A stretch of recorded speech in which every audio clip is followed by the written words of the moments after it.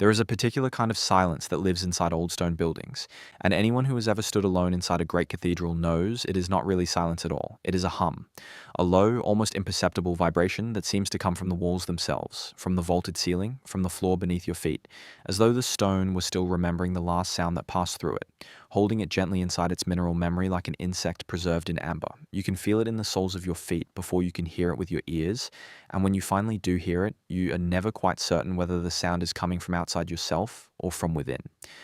In the great cathedrals of Sydney and Melbourne, that hum was not an accident. It was not the casual result of old stones settling into old foundations. It was, according to a growing body of researchers who have spent years measuring the acoustic properties of these extraordinary buildings, something that was designed, something that was chosen, something that was tuned, as deliberately and as precisely as a master luthier tunes the body of a violin before he sets the strings, to a frequency that most of the modern world has forgotten how to hear. The frequency in question is 432 Hz. It is a number that carries enormous weight in certain communities. The musicians who have abandoned the modern concert pitch standard, the healers who work with sound as a therapeutic tool, the historians of music who trace the tuning systems of ancient civilizations and find, in the mathematics of those systems, a coherence and an elegance that the modern standard conspicuously lacks: 432 vibrations per second. At that frequency, the note that Western music calls A, the anchor note around which entire orchestras tune themselves before a performance, sits slightly lower than the A that concert halls and recording studios around the world have used since the middle of the 20th century. The difference is small enough that most untrained listeners cannot detect it by ear alone. But the difference, those researchers argue, is not primarily about pitch. It is about resonance. It is about the way that frequency interacts with matter, with water, with the human body, with the stone of ancient walls. And it is about the decision made in a conference room in London in 1939 and then ratified by the International Organization for Standardization in 1955 to raise the global concert pitch standard from the lower, older frequencies that had dominated Western music for centuries to the 440 Hz that the entire world now takes for granted as natural, as given as simply the way things are. The cathedrals of Sydney and Melbourne were not built in 1955.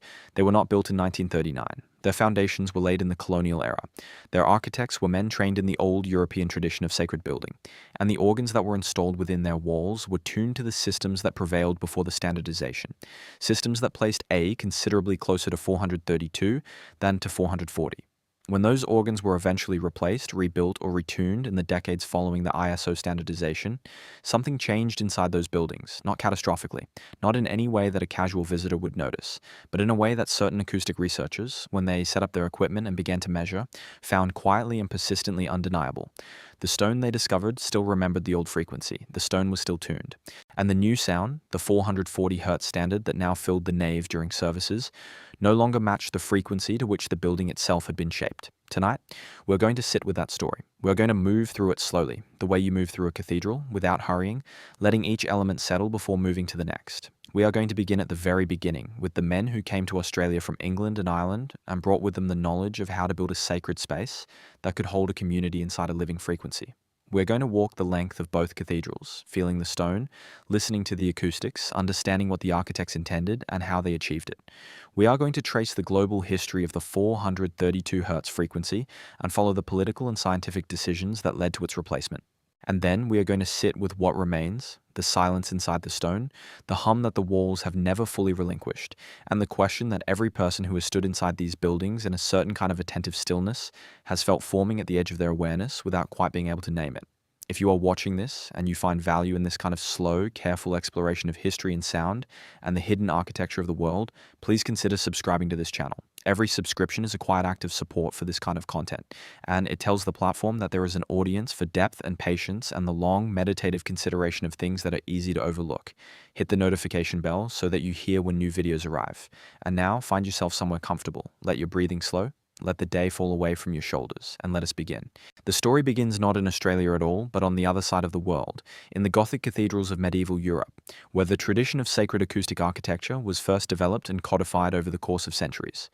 The builders of those early cathedrals, the master masons and their schools, who passed their knowledge down through generations in the form of practical apprenticeship rather than written instruction, understood something about the relationship between sound and stone that modern architecture has largely abandoned.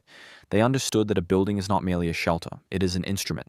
Its proportions, its materials, the curvature of its arches, the height of its nave, the angle of its transepts, the thickness of its walls, All of these elements contribute to the acoustic character of the space in a way that is as precise and as intentional as the design of any musical instrument. The medieval master masons chose their proportions not arbitrarily, not only for structural reasons, not purely for aesthetic effect, but for the resonant properties those proportions produced. They knew which dimensions would create a space that vibrated sympathetically at certain frequencies. They knew how to shape a vault so that sound would move through it in specific ways. And they knew, because they had inherited this knowledge from traditions that stretched back further than the Christian era, that the frequency most sympathetic to the human body in a state of reverent stillness was a frequency that fell very close to what we now call 432 Hz. The tradition that produced the great European cathedrals did not die with the medieval period, although it came close. The Protestant Reformation, the Enlightenment, the rise of neoclassical architecture, and the Industrial Revolution all worked against the transmission of the old knowledge in various ways, stripping away the mystical dimensions of building practice and replacing them with the rational, the efficient, and the commercially expedient. By the 18th century, the great cathedral building tradition had been largely reduced to a repertoire of stylistic gestures, pointed arches, ribbed vaults, stained glass, deployed as aesthetic references to a past that the architects themselves no longer fully understood. The forms were reproduced. The knowledge behind them was largely lost. But in the first decades of the 19th century, something shifted. A movement arose in England and across the wider English-speaking world that sought to do more than imitate the outward forms of Gothic architecture.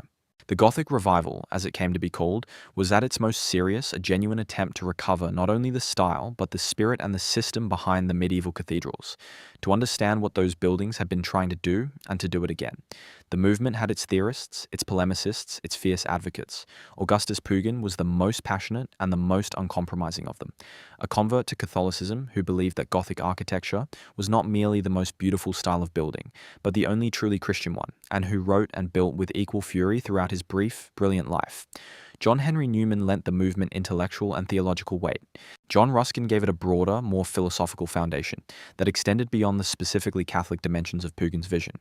And from these foundations, a generation of architects emerged who took the Gothic revival not as a stylistic preference, but as a vocation. Men who believed that building a Gothic church or cathedral was an act of spiritual as well as architectural significance, and who brought to that work a seriousness and a depth of learning that their predecessors in the 18th century had entirely lacked. It was from this generation that Australia received the men who would build its two great cathedrals.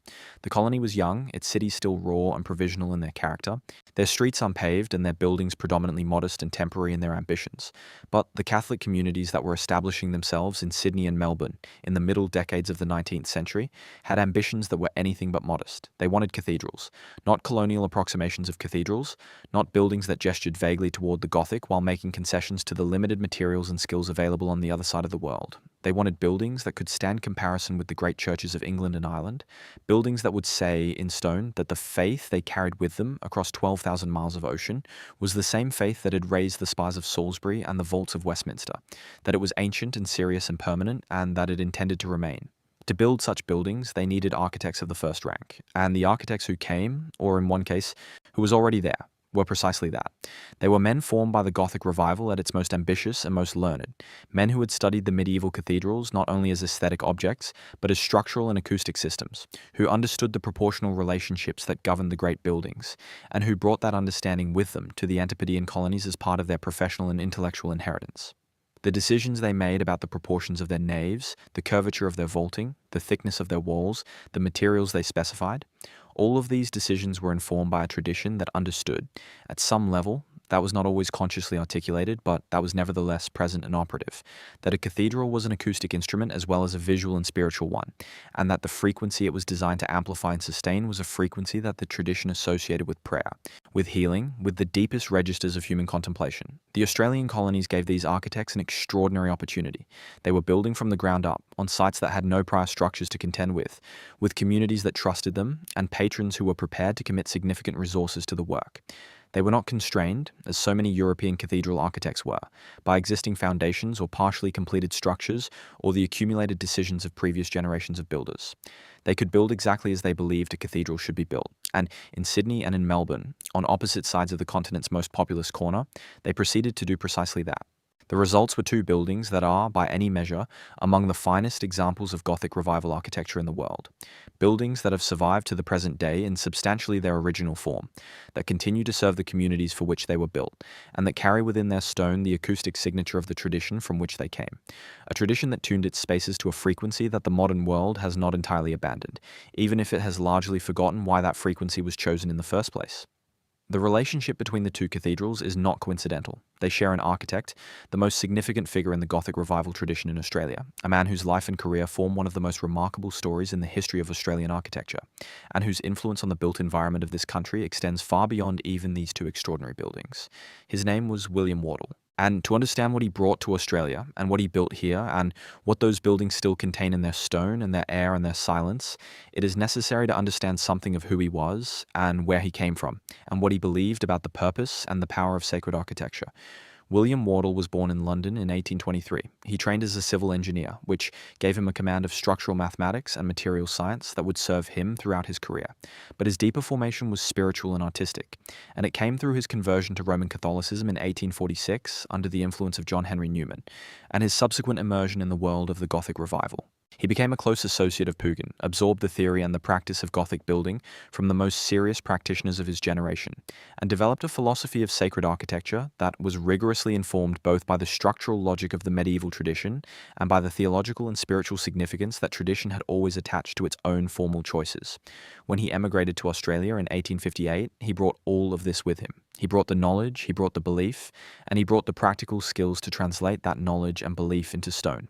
William Wardle arrived in Melbourne in 1858 at the height of the gold rush, in a colony that was simultaneously very rich and very raw. He was 35 years old, a man of considerable learning and fierce conviction, and he arrived with a portfolio of completed work in England that established his credentials beyond any doubt. He had designed churches in the Gothic revival tradition that were admired by the most demanding critics of the movement. He had demonstrated in brick and stone that he understood not only the forms of Gothic architecture, but the principles that generated those forms, the structural logic, the proportional system, the relationship between the building's dimensions and its acoustic and atmospheric character. He was, in short, exactly the kind of architect that the Catholic communities of colonial Australia had been hoping for, and they found him remarkably quickly. Within a short time of his arrival, Wardle had been appointed Inspector General of Public Works for Victoria, a position that gave him considerable official authority and access to resources. But his private practice was where his deeper ambitions found expression, and it was in that private practice that he received the commissions that would define his legacy.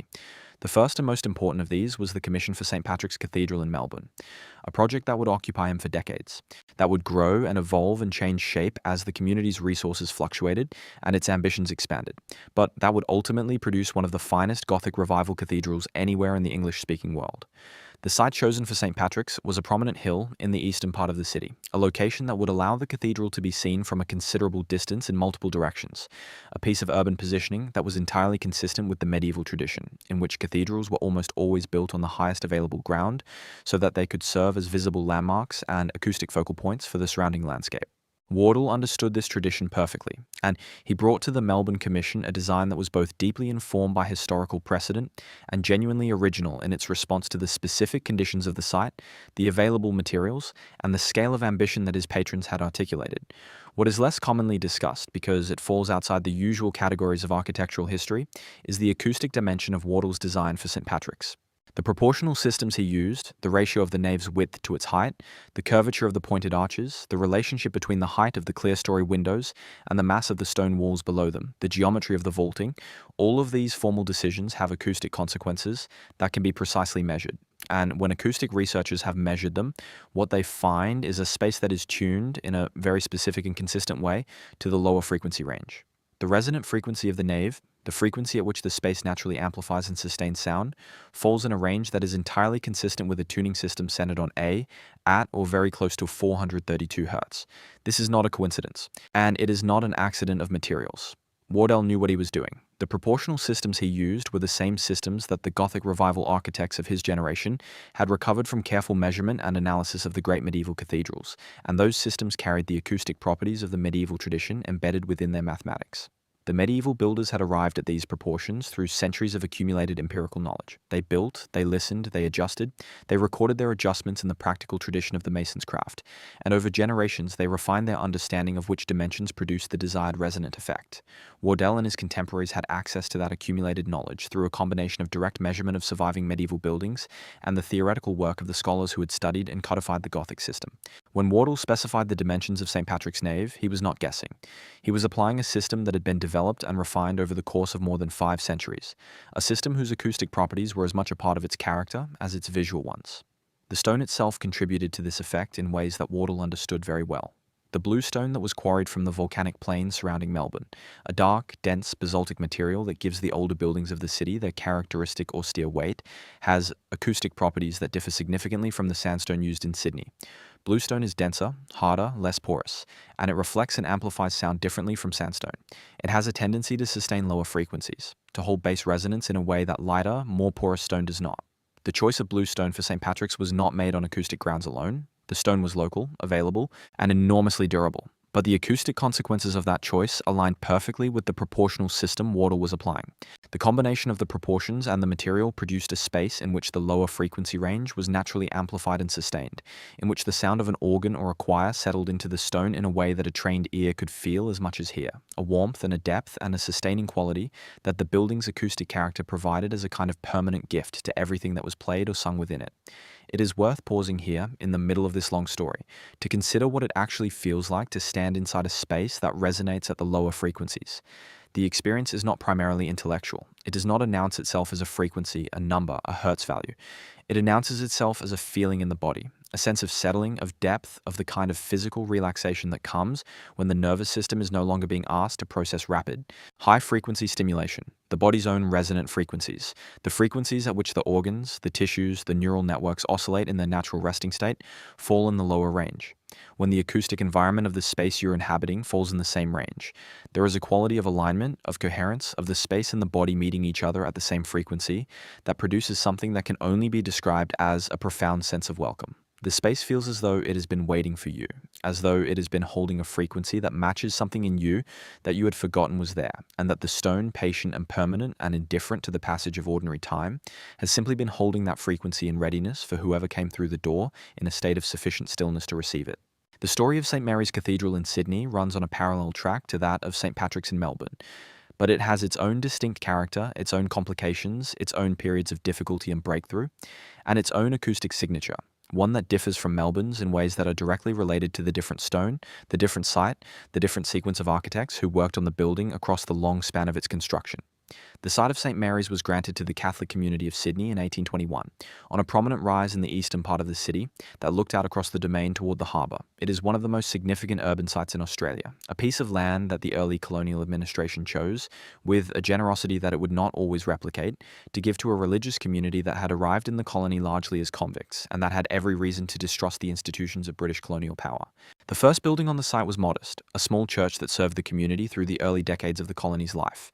But from the beginning, the vision was for something much larger, a cathedral that would eventually be worthy of the site and of the community's growing confidence and resources. The Great Fire of 1865 destroyed the earlier building on the site, leaving only the walls, and the decision was made to rebuild on a scale and with an ambition that reflected the community's changed circumstances. The architect commissioned for the rebuilt cathedral was William Wilkinson Wardell, the same Wardell who was simultaneously working on St. Patrick's in Melbourne, a circumstance that ensured a certain consistency of approach between the two buildings, even as their specific formal characters diverged in response to their different sites and materials. Wardell's design for St. Mary's drew on the English Gothic tradition, specifically the early English and perpendicular phases, with their emphasis on height, light, and the vertical extension of the interior space, as distinct from the slightly different influences at work in Melbourne. The resulting building is taller in its proportions relative to its width than St. Patrick's, and this difference in proportion has acoustic consequences that are immediately perceptible to anyone who stands in both buildings with a listening attention. The sandstone of Sydney, the warm, honey-colored material that gives the older buildings of the harbour city their characteristic luminous quality, has a porosity and a texture that differs significantly from Melbourne's bluestone. Sandstone absorbs sound rather than reflecting it, which means that the acoustic character of a sandstone building tends toward warmth and intimacy rather than the sustaining, reverberant quality of a denser stone. In St. Mary's, the acoustic effect is one of envelopment. The sound wraps around the listener rather than bouncing off hard surfaces, and the result is a quality of presence and immediacy that is distinct from the more reverberant character of St. Patrick's. But what both buildings share, despite these material differences, is the fundamental acoustic property that derives from their proportional systems: the tendency to amplify and sustain the lower frequency range, to create a resonant environment in which the notes and harmonics associated with a tuning centered on 432 Hz are supported and extended by the building's own structural frequency. The nave of St. Mary's, as Wardell designed it, is oriented along the traditional east-west axis that the Gothic building tradition had maintained since the earliest Christian basilicas. This orientation is not acoustically neutral. The east-west axis of a building in the southern hemisphere aligns with the path of the sun, and the thermal dynamics of the building, the movement of warm and cool air through the nave as the day progresses, creates subtle but measurable variations in the acoustic character of the space at different times of day. In the early morning, when the stone is cool from the night and the air inside the cathedral is still and dense, the acoustic properties of the space are at their most coherent and their most sustaining. The lower frequencies settle more deeply into the stone, and the resonant frequency of the nave is at its most precisely defined. As the day warms and the air becomes more active, the acoustic character shifts subtly, becomes slightly less stable, slightly less focused. The architects of the medieval tradition knew this, and they designed their buildings for the hours of prayer that fell in the early morning and the evening, when the acoustic conditions most fully supported the frequencies they were trying to amplify. The dimensions of St. Mary's nave, its length, its width, its height, the span of its vaulting, the depth of its side aisles, all follow a proportional system that Wardell derived from his study of the great English cathedrals. The specific ratios are not arbitrary. The ratio of width to height in a Gothic nave is one of the most acoustically sensitive dimensions in the entire building, and the Gothic tradition settled, through centuries of empirical refinement, on ratios that consistently produced a resonant response in the frequency range associated with the lower tuning systems. Wardell applied these ratios with a precision that the quality of his training and the seriousness of his architectural philosophy demanded. The result, as acoustic researchers who have studied the building have confirmed, is a nave whose fundamental resonant frequency, the frequency at which the space as a whole vibrates sympathetically with an external sound source, falls in a range that is entirely consistent with a tuning system centered on or very near 432 Hz. The windows of St. Mary's deserve attention in this context as well. The stained glass windows that fill the clerestory and the side chapels do not only serve the visual purposes that are immediately obvious: the filtering of light, the narrative programs of the images, the creation of an atmosphere of colored luminosity that is one of the defining sensory experiences of the Gothic interior. They also serve acoustic purposes. The massive glass in the windows, combined with the lead tracery that holds it in place, creates a system of damping that affects the acoustic character of the space in ways that are complementary to the resonant properties of the stone. Glass and lead respond differently to high frequencies and to low frequencies, and the specific combination that characterizes the clerestory windows of St. Mary's has the effect of absorbing some of the higher frequency energy that would otherwise accumulate in the upper reaches of the nave and create an acoustic muddiness. What remains, filtered by the glass and the lead, is a cleaner, more coherent resonance in the lower frequency range, a sustained warmth that visitors often describe as the building's defining acoustic quality, without necessarily being able to identify the specific mechanisms that produce it. Every building has a voice. This is not a metaphor, or rather, it is not only a metaphor, it is a physical fact that can be measured and quantified and expressed in the precise language of acoustic science. A building's voice is its impulse response, the way it responds to a sudden sound, the pattern of reflections and absorptions and diffusions that it imposes on any sound that occurs within it, the characteristic shape of the decay curve as a sound fades from its initial energy towards silence. Every building's impulse response is unique, as distinctive as a fingerprint, shaped by the specific combination of its dimensions, its materials, its geometry, and its contents. And in a building as large and as complex as a Gothic cathedral, that impulse response is enormously rich, enormously layered, full of interactions between surfaces at different distances, and with different absorption characteristics, producing a decay curve that can last for many seconds, and that contains within its gradual fade a wealth of information about the space that generated it. When acoustic researchers in the early years of the 21st century began applying modern measurement techniques to the interiors of St. Mary's Cathedral and St. Patrick's Cathedral, what they found confirmed and extended the observations that earlier researchers had made using cruder methods. The impulse responses of both buildings showed clearly the extended reverberation times in the lower frequency range that had long been noted by musicians and choirmasters who worked in the buildings. But what the modern measurements revealed that earlier techniques had not been able to capture was the specific character of the frequency response, the way the buildings amplified certain frequencies relative to others, the peaks in the frequency spectrum that corresponded to the natural resonant modes of the spaces. In a large stone building, the natural resonant modes are determined by the dimensions of the space. The fundamental resonant frequency, the lowest mode, corresponds to the longest dimension of the enclosed volume. In a Gothic nave, that longest dimension is typically the length of the building, and the fundamental resonant frequency is the frequency whose wavelength is twice the length of the nave. For St. Mary's, the nave length produces a fundamental resonant frequency in the very low range, well below what the human ear can easily perceive as a tone. But the harmonics of that fundamental, the second, third, fourth, and higher overtones, fall at multiples of the fundamental frequency, and as they climb toward the range of human hearing, they begin to interact with the frequencies produced by musical instruments and voices in ways that either reinforce or diminish those frequencies, depending on how well they align. The harmonic series of the natural resonant modes of St. Mary's, as measured by the acoustic researchers, shows a consistent alignment with the harmonic series generated by musical notes in a tuning system centered on A at or near 432 Hz. This is what is meant, in precise acoustic terms, by saying that the building is tuned to 432 Hz. It does not mean that there is a single frequency that the building amplifies above all others. It means that the pattern of natural resonant modes, the entire harmonic structure of the space's acoustic response, aligns more precisely and more coherently with the harmonic structure of the older, lower tuning system than with the harmonic structure of the 440 Hz standard that replaced it. When music in the older tuning is played in the building's natural resonances reinforce the harmonics of that music, creating an experience of depth and warmth and coherence. When music in the modern tuning is played in the building, the alignment is slightly off. The harmonics of the music and the harmonics of the building's natural response do not quite correspond, and the result is a subtle but perceptible quality of acoustic tension, a thinness or a hardness in the sound that musicians who are sensitive to these things consistently remark upon without always being able to identify its source. The experience of standing in the nave of St. Mary's on a quiet morning, when no service is in progress and the building is nearly empty, is one of the most instructive acoustic experiences available in Australian architecture. The background noise of the city, traffic, voices, the distant sounds of construction, enters the building through its walls and its windows, and is immediately transformed by the acoustic character of the space. The high-frequency components of that noise are absorbed by the sandstone and the glass. The low-frequency components are sustained and slightly amplified. What reaches the ears of someone standing in the center of the nave is a version of the city's noise from which much of the harshness has been removed, leaving only a low, even, steady hum.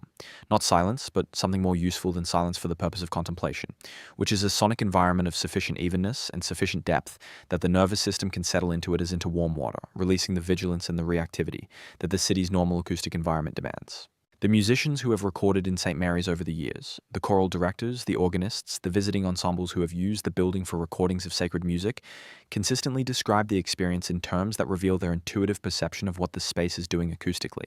They speak of the building supporting the sound, of the stone giving back what was put into it, of the feeling that the music and the building are in dialogue with each other, rather than the building merely being a container for the music. These descriptions are not fanciful. They correspond precisely to what acoustic science would predict, given the measured resonant properties of the space. When a sound source and a resonant environment share the same harmonic structure, the environment does not merely reflect the sound, it responds to it, amplifying the components that align with its own natural modes, creating a feedback loop between the performer and the space that experienced musicians recognize as one of the defining features of a truly great acoustic environment. St. Mary's has this quality, St. Patrick's has this quality, and both buildings have it for the same reason. They were designed by an architect who understood, at a level that was simultaneously practical and deeply theoretical, that a cathedral is not merely a building but an instrument, and that the purpose of that instrument was to amplify a frequency that the tradition associated with the deepest and most sustaining forms of human prayer.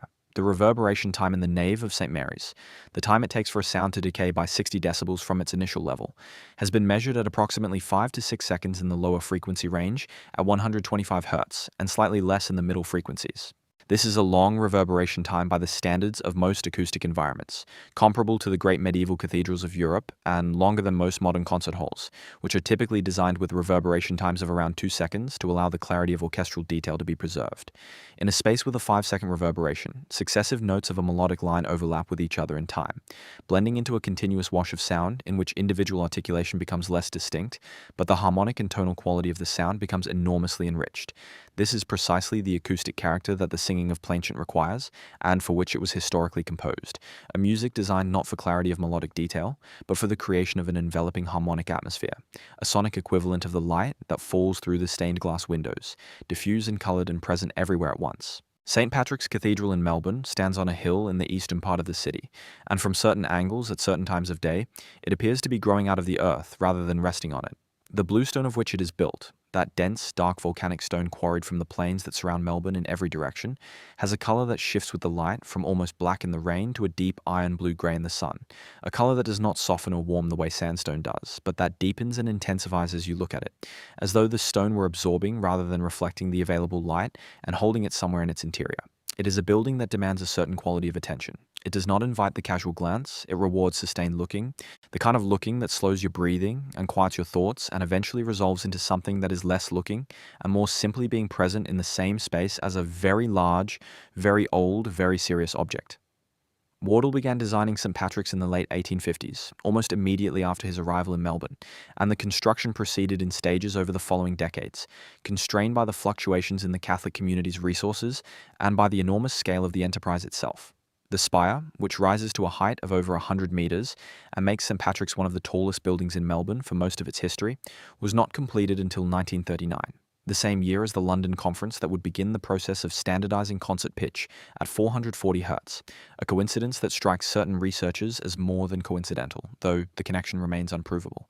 The building was not declared complete until 1940, making it almost exactly a century in construction from the laying of its foundation stone to its formal completion. The interior of St. Patrick's is organized around a nave of exceptional length and height, flanked by side aisles separated from the nave by rows of clustered columns of bluestone that rise from their bases to the springing points of the nave vault with an uninterrupted verticality that directs the eye and the attention upward. The vault itself is a pointed barrel vault with transverse ribs and diagonal ribs crossing between them, the classic configuration of the early Gothic style that Wardle used throughout the building as his primary structural and formal vocabulary. The height of the vault above the nave floor is considerable, and it is this combination of height and length, the proportional relationship between the vertical dimension and the horizontal dimension of the nave, that determines more than any other single factor the acoustic character of the space. The ratio of nave height to nave width in St. Patrick's is approximately 2:1. The vault is roughly twice as high as the nave is wide. This is a ratio that falls within the range of the great medieval Gothic cathedrals, somewhat lower than the extreme verticality of the French High Gothic, but higher than the English Perpendicular style's more horizontal emphasis. In acoustic terms, this ratio produces a space in which the vertical sound path, the distance a sound wave must travel from the floor to the vault and back again, creates a series of reflections that interact with the horizontal sound path and with the direct sound from the source in a way that enriches and extends the decay of the sound without blurring its harmonic character. The bluestone walls and columns absorb relatively little of the acoustic energy that strikes them, which means that the sound energy that enters the space from an organ or a choir circulates within it for a considerable time before it is finally lost to the absorptive surfaces: the wooden pews, the carpet in the aisles, the clothing of the congregation, the damping effect of the windows. The result is a reverberation time that, in the lower frequency range, can approach 6 seconds in the empty building, creating an acoustic environment of extraordinary richness and depth. It is in this acoustic environment that the tuning question becomes most perceptible. A trained ear listening to the organ in St. Patrick's, playing in the modern 440 Hz standard, can detect, if the listening is sufficiently attentive and the condition sufficiently quiet, a subtle quality of acoustic tension in the sound. It is not unpleasant. It does not diminish the experience of the music in any way that would be obvious to a casual listener. But it is present, a slight hardness in the upper harmonics, a quality in the middle register that experienced organists have described variously as a tightness, a brightness that is a fraction too bright for the space, a sense that the room wants to settle the sound just slightly lower than the current tuning is placing it. This quality is precisely what acoustic physics would predict when a sound source tuned to one harmonic series is played in an enclosure whose natural resonant modes are organized around a slightly different harmonic series. The misalignment is small. The difference between 440 and 432 Hz is approximately 32 cents, about a third of a semitone. But in an acoustic environment as sensitive and as finely calibrated as the nave of St. Patrick's, small misalignments are perceptible to those who know how to listen for them. Wardle himself, in the letters and documents that survive from his working life, rarely spoke explicitly about the acoustic dimensions of his designs. This is not surprising. The explicit language for discussing these dimensions in the way that modern acoustic science would provide was not available to him. but the proportional systems he used, the material specifications he made, the formal choices that defined his buildings. All of these communicate in the language of the Gothic building tradition rather than in the language of modern acoustics, a profound awareness of the relationship between form and sound, between the dimensions of a space and the frequency at which it resonates. The tradition he inherited from Pugin and from his own study of the medieval cathedrals was not an abstract aesthetic tradition. It was a practical tradition of building for sound, for the specific kind of sound that the liturgical life of a Catholic community required. The sound of plainchant, of polyphony, of the organ's sustained harmonics. And that kind of sound was inseparable, in the tradition's understanding, from the specific frequency range that those musical forms had always occupied. A frequency range centered in the tuning systems of the medieval period and of most of Western music's history up to the mid-19th century, on an A that fell between 415 and 435 Hz, with significant regional and historical variation, but with a persistent tendency toward the lower end of what we would now call the extended pitch range, Wardell built for that frequency range. His buildings were designed to hold it, amplify it, and sustain it in the stone. And the stone, as the acoustic researchers have confirmed, has done exactly that, is still doing it, still sustaining the frequency for which it was shaped, even as the instruments and the voices that fill the building now operate in the slightly different harmonic world of the modern standard. The experience of attending a choral evensong at St. Patrick's Cathedral on a winter evening, when the bluestone walls have absorbed the cold of the day, and the candles in the nave cast their unsteady light across the columns, is one of the defining aesthetic experiences that Melbourne offers to those who seek it out. The choir's voices rise into the vault and are held there, sustained by the stone in a way that no modern concert hall can replicate, because no modern concert hall was designed for this. Modern concert halls are designed for the clarity of orchestral detail, for the separation of individual instrumental voices within a complex texture, for a kind of acoustic transparency that serves the music of the last 2 centuries very well. They are not designed for the kind of acoustic immersion that the Gothic cathedral provides, and they cannot provide it because the proportions and the materials that produce it are incompatible with the clarity that modern concert audiences expect. The Gothic cathedral, with its long reverberation time and its lower frequency emphasis and its enveloping quality of acoustic presence, is designed for a different kind of music and a different kind of listening. A listening that is more receptive than analytical, more contemplative than intellectual, more attuned to the continuous wash of harmonics than to the articulation of melodic detail. It is designed, in a word, for prayer. And the frequency at which it resonates most deeply and most coherently is the frequency that the tradition of sacred sound identified, across many centuries and many cultures, as the frequency most conductive to that state. The number 432 appears with a frequency, there is no better word for it, in the mathematics of the ancient world that cannot be explained by coincidence alone. It appears in the dimensions of the Great Pyramid of Giza, in the astronomical cycles of the Babylonian calendar, in the sacred geometry of the Hindu temples, in the musical theory of the ancient Greeks. It appears in the speed of light, expressed in certain units. It appears in the precession of the equinoxes, the slow wobble of the Earth's axis, that takes approximately 25,920 years to complete one full cycle, a number that is exactly 60 times 432. It appears in the duration of the Hindu cosmic cycles, the yugas, which are expressed in multiples of 432,000 years.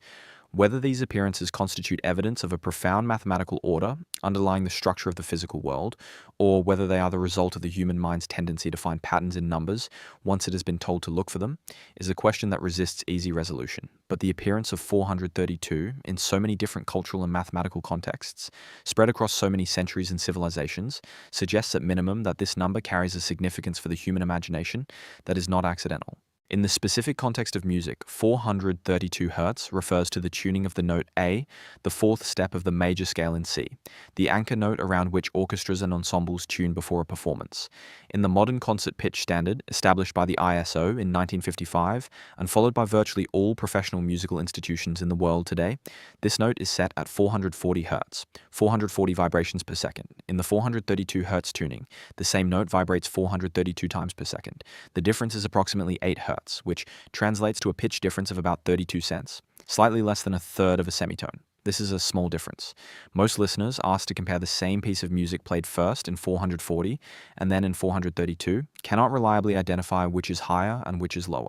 The difference is perceptible under careful controlled conditions to people with trained musical ears, but it is not the kind of difference that ordinary listening makes obvious. What the advocates of 432 Hz tuning argue, however, is that the relevant difference is not primarily one of pitch perception. It is one of resonance. The harmonic series, the sequence of overtones that any vibrating body produces above its fundamental frequency, is the same for both tuning systems. It always produces overtones at 2, 3, 4, 5, and higher multiples of the fundamental. But the specific frequencies at which those overtones fall differ between the two systems, and those differences have consequences for the way the sound interacts with other resonant systems, including the human body. The body is itself a collection of resonating systems, each with its own natural frequency. The heart, the lungs, the brain, the various organs, all oscillate in their natural functioning at characteristic frequencies, and those frequencies can be influenced by the acoustic environment in which the body is immersed. This is the basis of the entire field of sound healing, which, whatever its scientific controversies, is grounded in the uncontroversial observation that sound affects physiology, that certain frequencies lower heart rate and blood pressure, reduce cortisol levels, alter brainwave patterns in measurable ways, promote or inhibit sleep. The specific claim made about 432 Hz in the sound healing literature is that it aligns more precisely with the natural resonant frequencies of the human body than the 440 Hz standard does.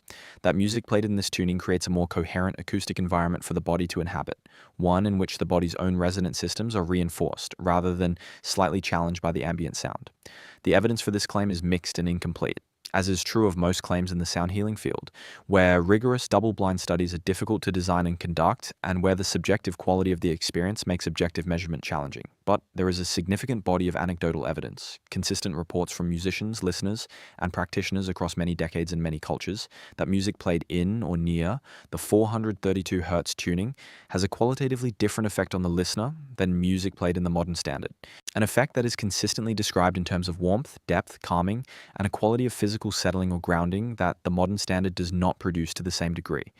The history of concert pitch is far more complicated and contentious than most musicians realize, because the tuning of instruments to a standard pitch is a practice that is far more recent than the tradition of Western classical music itself. For most of music's history in the Western world, there was no universal pitch standard. Different cities, different churches, different organ makers, different court orchestras tuned to different pitches, with significant variation not only between countries but between institutions in the same city. The pitch of instruments recovered from historical collections shows a range from approximately 392 Hz, about a semitone below modern pitch, to approximately 465 Hz, about a semitone above modern pitch, for the note A, with a clustering of historical instruments around the range of 415 to 435 Hz that represents what might be loosely called the pre-modern pitch standard in most of Europe. The movement toward a universal pitch standard began in earnest in the 19th century, as the development of large professional orchestras and the growth of touring by both orchestras and soloists made the incompatibility of different local pitch standards increasingly inconvenient. The Philharmonic pitch used in England, the Paris Opera pitch, the pitch used by the Vienna Philharmonic, all of these differed from each other, sometimes by as much as a semitone, which meant that singers who moved from one city to another had to adjust their voices to match the local instruments, and that instruments built for one city's standard were sometimes unplayable in another city's concert hall. The inconvenience was real, and it generated sustained pressure for standardization throughout the 19th century and into the 20th. But the direction of that standardization, upward toward the higher pitches, was not neutral or inevitable. It was driven by specific interests and specific preferences that were not universally shared. Orchestral musicians generally preferred higher pitches, because higher strings produced more brilliance and projection, qualities that were valued in the increasingly large concert halls of the 19th century, where the ability to project over large distances became an important consideration. Instrument makers had commercial reasons to favor higher pitches, because instruments built to higher standards required strings and reeds that wore out more quickly, and thus needed more frequent replacement. And there was a general cultural preference in the 19th century for the kind of sound that higher tuning produced, brighter, more exciting, more energetic, that reflected broader cultural values of the industrial age. The slower, warmer, more inward-looking qualities of the lower frequencies were associated with the past, with the church, with contemplation and interiority, with things that the progressive, forward-looking spirit of the age was inclined to leave behind. And so the pitch rose, decade by decade, city by city, institution by institution, each increment small enough to seem harmless, but all of them adding up over the course of a century to a shift that placed the modern concert pitch significantly above the range at which most Western music had been performed before the 19th century. It was a shift that left the old buildings behind, buildings whose walls had been shaped for the lower frequency, and that could not be reshaped to follow the pitch wherever culture decided to take it. The buildings stayed where they were. The music moved away from them, and the mismatch that acoustic researchers now measure when they put their equipment in the naves of St. Mary's and St. Patrick's is the trace of that divergence. The record of the moment when the living tradition and the built environment that had been shaped to hold it went their separate ways. There is no instrument in the world more intimately connected to the spaces it inhabits than the pipe organ. It is, in this specific sense, not really an instrument at all. Or rather, it is simultaneously an instrument and a room, a physical structure that is as much a part of its architectural context as the vaulting above it or the stone floor below, and that cannot be fully separated from that context in the way that a violin or a piano or a trumpet can be picked up and carried somewhere else and played in a different room without losing its identity. The pipe organ is made of the same materials as the cathedral: wood, metal, stone, and it is built into the fabric of the building in a way that makes it responsive to the acoustic character of that building in ways that no other instrument is. The organ does not merely play in the cathedral. The organ and the cathedral play together, each extending and completing the other, each shaped by and shaping the other's acoustic character. The first organs installed in St. Mary's Cathedral in Sydney and St. Patrick's Cathedral in Melbourne were built by European builders working in the traditions of organ construction that prevailed in the middle and later decades of the 19th century. These traditions drew on a historical practice of organ building that stretched back to the medieval period, and they carried within them, embedded in the practical conventions of voicing and scaling and wind pressure, a set of assumptions about tuning that reflected the pre-standardization world in which organ building had operated for centuries. Organs were tuned to the local pitch standard of the institutions they served, and that local pitch standard, in the Catholic churches of the English-speaking world in the 1860s and 1870s, was closer to the lower historical range than to the modern standard. The organs that Wardle and his clients commissioned for their new cathedrals were tuned, as a matter of course, and without any particular ideological commitment on anyone's part, to a pitch that placed A in the range of 430 to 435 Hz. The pipe organ works by forcing air through pipes of different lengths and materials, each pipe shaped to produce a specific pitch when the air column within it vibrates at its natural resonant frequency.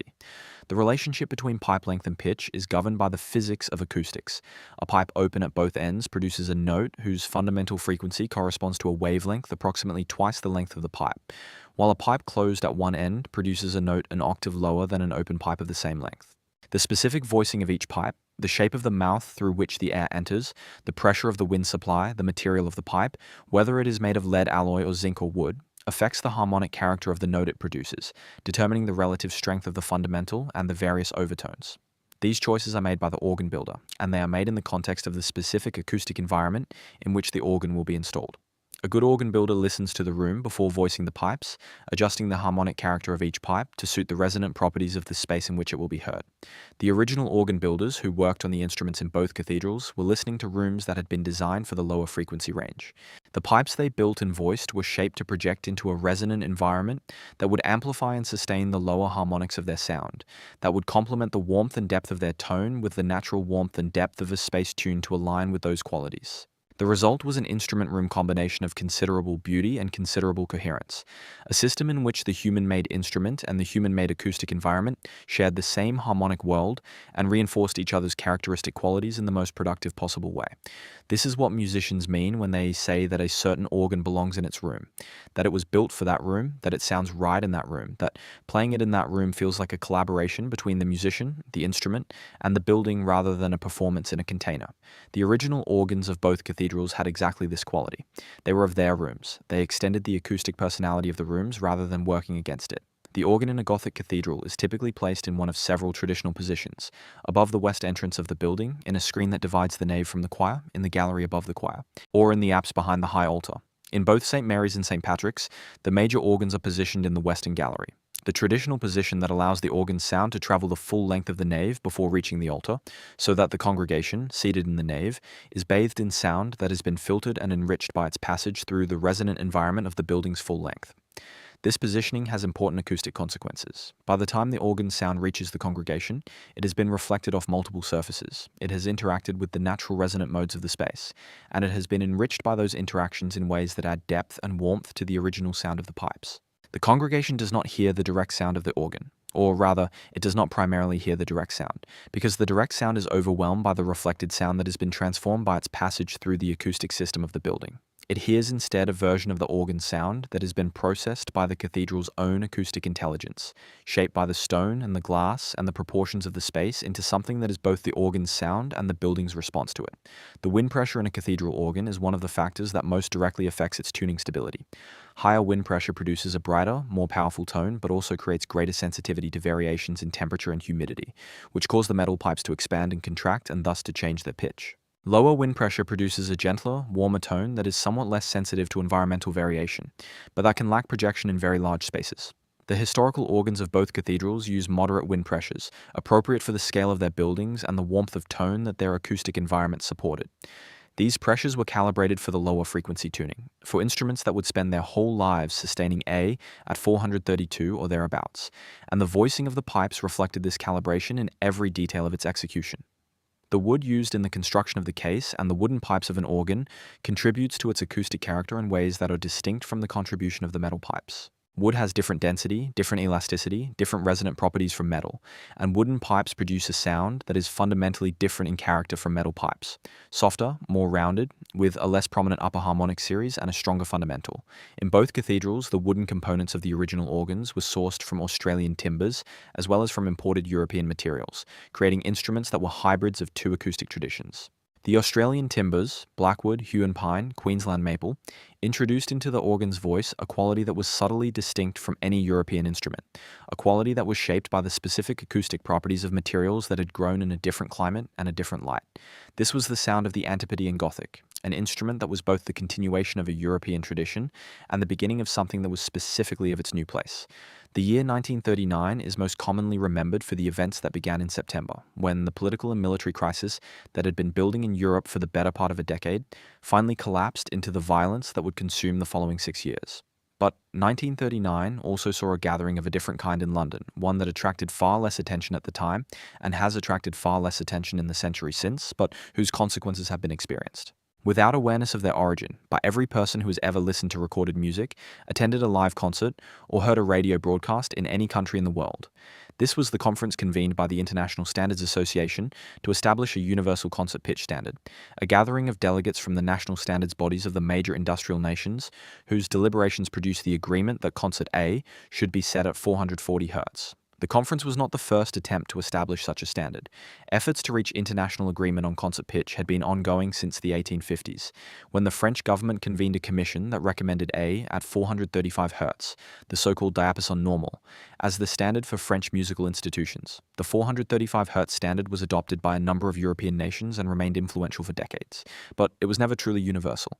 German orchestras typically played at slightly higher pitches, English institutions were inconsistent, American orchestras were all over the place, and the global recording industry, which had begun to emerge in the early decades of the 20th century, had a commercial interest in standardization, but no particular commitment to any specific pitch level. The American broadcast industry, represented in the 1939 discussions by the powerful radio networks that had come to dominate the country's entertainment landscape in the 1930s, favored 440 Hz. The specific reasons for this preference have been the subject of considerable speculation, and the documentary record from the conference itself is less complete than historians would like. What is clear is that the radio networks believed that 440 Hz produced audio signals that were more clearly distinguishable from the background noise and interference that plagued AM radio broadcasts in the era before FM transmission, and that this technical preference aligned with the broader preference of American orchestras and instrument makers for the brighter, more projecting sound that the higher pitch produced. The American preference prevailed, with some European resistance. The German standards body initially held out for A at 435 Hz, and the agreement reached in London set the global concert pitch standard at 440 Hz. The timing of this conference, in the early months of 1939, meant that its decisions were rapidly overtaken by the events of the war that began in September of that year, and the formal ratification of the standard by the international community had to wait until after the war's end. The International Organization for Standardization took up the question again in the early 1950s, and in 1955 ISO 16 was published, establishing A at 440 Hz as the international standard and providing the institutional framework that would ensure its adoption by musical institutions in every participating country. From that point on, orchestras, instrument makers, music education systems, and recording studios around the world converged on 440 Hz as the universal pitch reference, and the diversity of historical tuning practices that had characterized Western music for centuries was rapidly reduced to a single number. Australia, as a member of the ISO, and as a country whose musical institutions were strongly oriented toward the British and European classical tradition, adopted the standard without controversy and without extended debate. The symphony orchestras of Sydney and Melbourne moved to 440 Hz in the years following 1955. The conservatories and music schools followed. the organ builders and instrument makers who serviced Australian musical institutions, adopted the standard as the basis for their work. And in the two great cathedrals of the country's most populous cities, the instruments that had been designed and built for the lower pitch began to be replaced by or rebuilt into instruments that conformed to the new standard. The transition was not instantaneous, and it was not experienced at the time as a significant or controversial change. Organ building is a slow art, and the organs of both cathedrals had long service lives that extended through the period of standardization without requiring immediate replacement. The first major rebuilds and replacements came in the 1960s and 1970s, when instruments that had reached the end of their service lives were either rebuilt with new wind chests and pipes tuned to 440 Hz, or replaced entirely with new instruments built to the modern standard. The documentation of these rebuilds in the archives of both cathedrals is incomplete. Records of the technical specifications of the original instruments are in many cases lost or were never systematically preserved. But what survives makes clear that the instruments that replaced the originals were tuned to a pitch that was substantially higher than the instruments they replaced. The shift from the historical pitch to the modern standard was, in acoustic terms, a meaningful one, not the catastrophic disruption that advocates of 432 Hz tuning sometimes describe, but a genuine and measurable change in the harmonic relationship between the instrument and the building that contained it. The people who made these decisions were not villains, and they were not acting carelessly. They were doing what seemed obviously correct at the time, conforming to the international standard that had been established by the best qualified experts, replacing aging instruments with modern ones that met the current technical specifications, serving their communities with the best available tools and the best current knowledge. They could not have been expected to anticipate the concerns that acoustic researchers would raise half a century later, or to value the acoustic heritage of the original tuning in preference to the practical advantages of standardization. The shift happened, as so many significant shifts happen, not through malice or negligence, but through the straightforward application of reasonable contemporary judgment to the specific practical problems of the day. The cathedrals lost their original acoustic coherence in the same way that most old buildings lose the specific qualities that made them extraordinary, gradually through a series of individually defensible decisions that together amount to a transformation that no one specifically intended, and that everyone looking back can recognize as a loss. There is a question that acoustic researchers who have worked in both cathedrals return to repeatedly, a question that sits at the intersection of measurement and experience, and that is not fully answerable in the language of either discipline alone. The question is this: what exactly changed when the organs were retuned, and what does that change feel like from inside the building? The answer requires moving between two kinds of knowing: the numerical, measurable, objective knowing of acoustic science and the somatic, intuitive, subjective knowing of people who spend a great deal of time in these buildings and who have developed a sensitivity to their acoustic character that is inseparable from the physical experience of being in them. In purely acoustic terms, what changed when the organs were rebuilt to 440 Hz can be described with reasonable precision. The harmonic series of the sound produced by the instrument shifted upward by approximately 32 cents, a fraction of a semitone, a small percentage of an octave, but a consistent and uniform shift that moved every frequency in the organ's output slightly higher relative to its previous position. The natural resonant modes of the building, the frequencies at which the stone and glass and air of the interior space vibrate sympathetically, did not shift. They cannot shift. They are determined by the fixed dimensions of the physical structure, by the mass and the elasticity of the stone, by the geometry of the enclosed volume, and none of these things changed when the organs were rebuilt. What changed, therefore, was the relationship between the instrument and the building, the degree of alignment between the harmonic series of the organ's output and the harmonic series of the building's natural resonant response. Before the rebuild, this alignment had been close, not perfect. The concept of perfect alignment between an instrument and a room presupposes a degree of tuning precision and a degree of acoustic stability in both systems that neither real organs nor real buildings actually achieve. But the historical instruments and the buildings that contained them had been designed in the same tuning tradition, built to inhabit the same harmonic world, and the alignment between them was sufficient to produce the characteristic acoustic quality that musicians and listeners had always associated with these spaces. After the rebuild, the alignment was less close. The instrument's harmonic series sat slightly higher than the building's natural response, and the misalignment, while small, was consistent and pervasive. It affected every note, every chord, every harmonic produced by the instrument, shifting all of them slightly away from the resonant framework that the building had been designed to sustain. The most immediate perceptible consequence of this misalignment is what acoustic researchers call the loss of room coupling. When an instrument's tuning aligns closely with the natural resonant modes of the space it inhabits, the room responds to the instrument's sound by amplifying the frequencies that fall on or near its resonant modes, creating a feedback between the instrument and the room that enriches the sound and makes it feel larger and more supported than the direct output of the instrument alone would suggest. This coupling, this resonant dialogue between instrument and room, is the acoustic basis of the quality that musicians describe when they say that an instrument sings in a room, that the room is alive to the music, that playing in a particular space is like having an additional musician present who amplifies and extends everything you play. When the tuning alignment is reduced, the coupling is reduced. The room responds less generously to the instrument's frequencies, amplifying them less, sustaining them less, enriching them less. The room becomes more of a container and less of a collaborator. The experience of this change for musicians who knew the buildings before and after the rebuilds is consistent and telling. Organists who played the original instruments in both cathedrals and who subsequently played or heard the rebuilt instruments report a quality of difference that they struggle to articulate in technical terms, but that they all describe in similar ways. The old instruments, they say, felt rooted in the building. The sound spread naturally, filled the space without effort, had a warmth and a depth that seemed to come from the stone itself rather than from the pipes alone. The rebuilt instruments, while technically superior in many respects, more reliable, more consistent in voicing, better designed for the complex demands of the modern organ repertoire, lack this quality of rootedness. They play in the building rather than with it. They produce excellent sound that the building contains without being transformed by. And the difference, while subtle enough to escape the notice of a casual listener, is significant enough to matter to anyone for whom the acoustic quality of the space is itself a form of spiritual experience. This is, perhaps, the most important dimension of what was lost when the organs were rebuilt, and it is a dimension that purely acoustic language has difficulty capturing. The traditional understanding of sacred architecture held that the frequency at which a sacred space resonates is not merely an acoustic parameter, but a spiritual one. That the resonant frequency of a building designed for prayer is chosen not only for its effect on sound, but for its effect on the state of consciousness of the people who inhabit the space. This understanding is not unique to the Catholic building tradition. It appears in the temple architecture of ancient Greece, in the cave sanctuaries of prehistoric Europe, in the mosque architecture of the Islamic world, in the design of the great Hindu temple complexes of South and Southeast Asia. In all of these traditions, the acoustic character of the sacred space is understood as a fundamental dimension of its spiritual function, inseparable from the visual and symbolic dimensions and equally essential to the creation of the conditions in which religious experience becomes possible.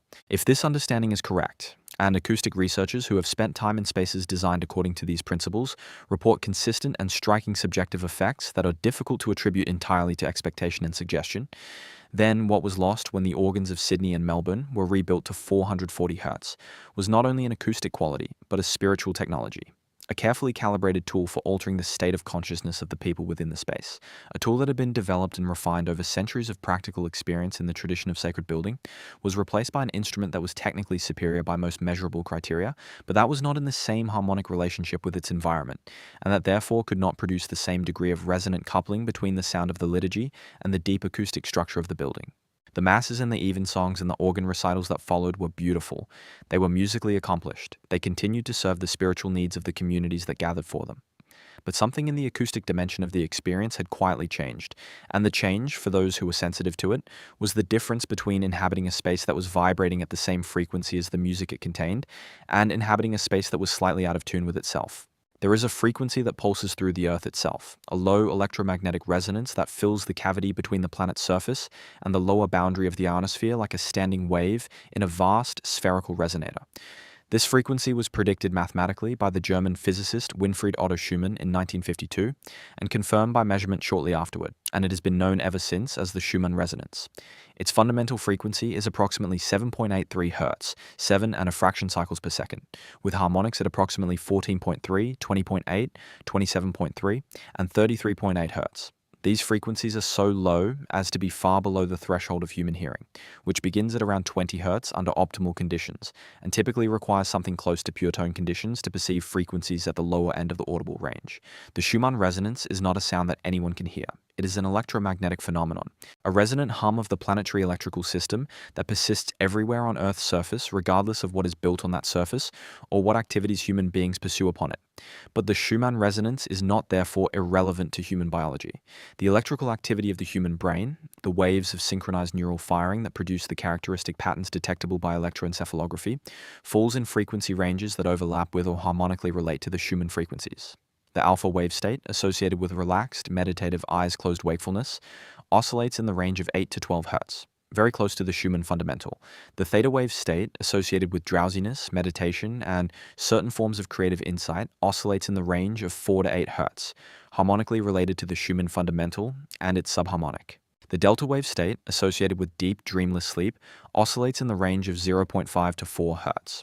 Research going back to the 1960s and continuing to the present has found correlations between human brainwave patterns and the Schumann resonance that are difficult to explain as coincidental, and that have led some researchers to propose that the Schumann resonance functions as a kind of global background frequency with which the human brain is in some form of entrainment, a biological clock or reference signal embedded in the electromagnetic environment of the planet itself.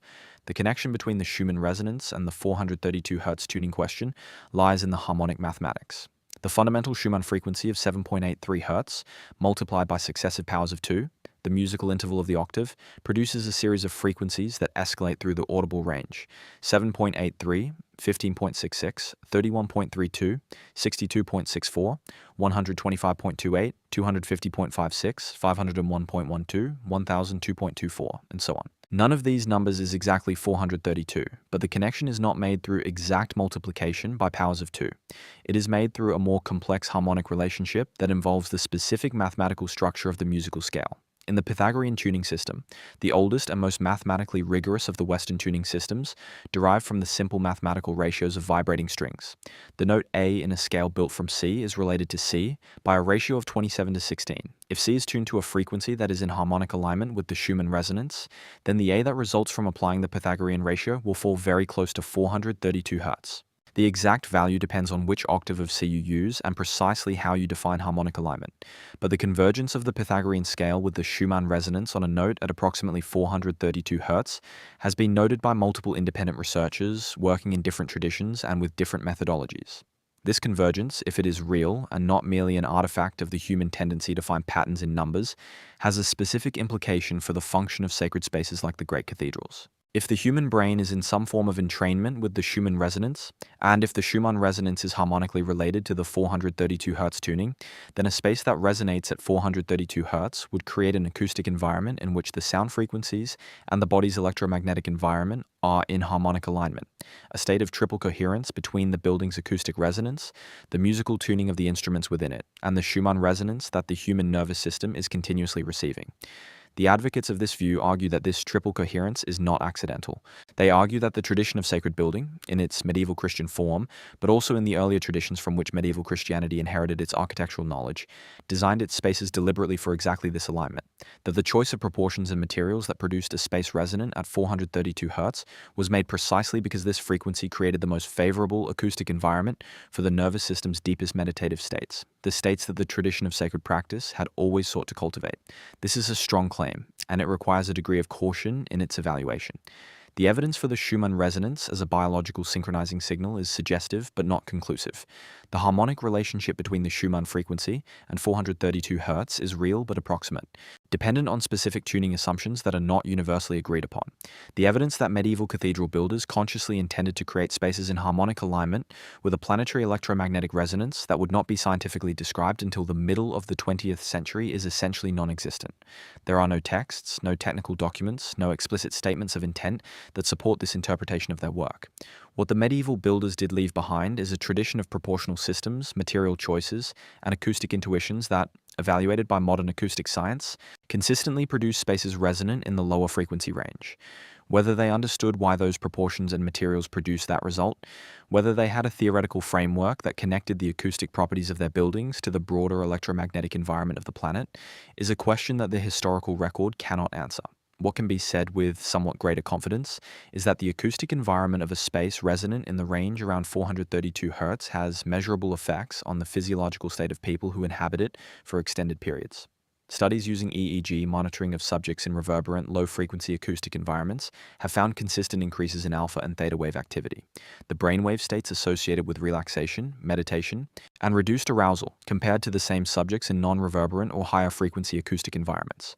The effect is not dramatic and it is not universal. Individual responses vary considerably, but it is statistically significant and it is consistent with the traditional association between the acoustic character of sacred spaces and states of consciousness that the various traditions of religious practice have sought to cultivate.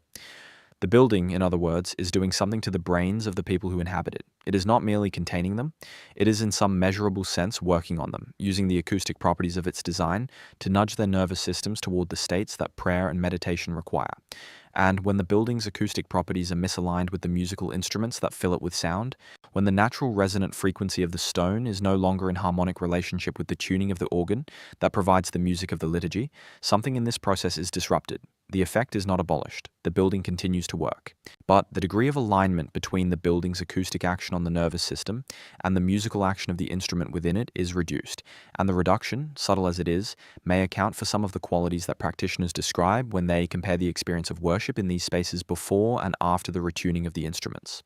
The sleep dimension of this acoustic effect deserves particular attention, because it connects most directly to the experience of the significant number of people who visit these cathedrals, not for active liturgical participation, but for the quality of quiet and stillness that they provide in the midst of busy cities. Both St. Mary's and St. Patrick's are open to the public throughout the day, and both receive a steady stream of visitors who come not to pray, in any formal sense, but simply to sit, to be quiet, to experience the specific quality of calm that these spaces offer.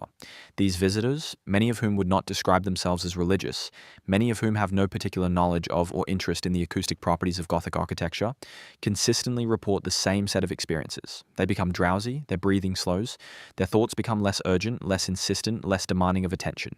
They feel, as one common formulation has it, as though the building is slowing them down, as though the stone is absorbing some of the nervous energy that they carried in with them from the street and holding it peacefully and without judgment in the mass of its walls. These are the physiological correlates of the alpha and theta brainwave states that acoustic research has associated with reverberant, low-frequency acoustic environments. The visitors are not imagining these effects. The building is producing them through the measurable acoustic action of its resonant properties on the neural oscillations of the people within it. And that action, the research suggests, is most coherent and most effective when the building's acoustic resonance and the sound within it share the same harmonic world. A world centered, in both cases, on the frequency that the builders shaped the stone to amplify and sustain. Sacred geometry is a phrase that has been overused and underdefined in popular discourse, stripped of its original technical precision by the enthusiasm of writers who use it to mean anything from the approximate spirals of seashells to the proportional systems of the Parthenon to the hidden mathematical codes that certain authors find in the layout of the Washington, D.C. street grid. It is worth recovering the original technical meaning because it is in that original meaning that the connection between geometric proportion and acoustic resonance becomes most clear.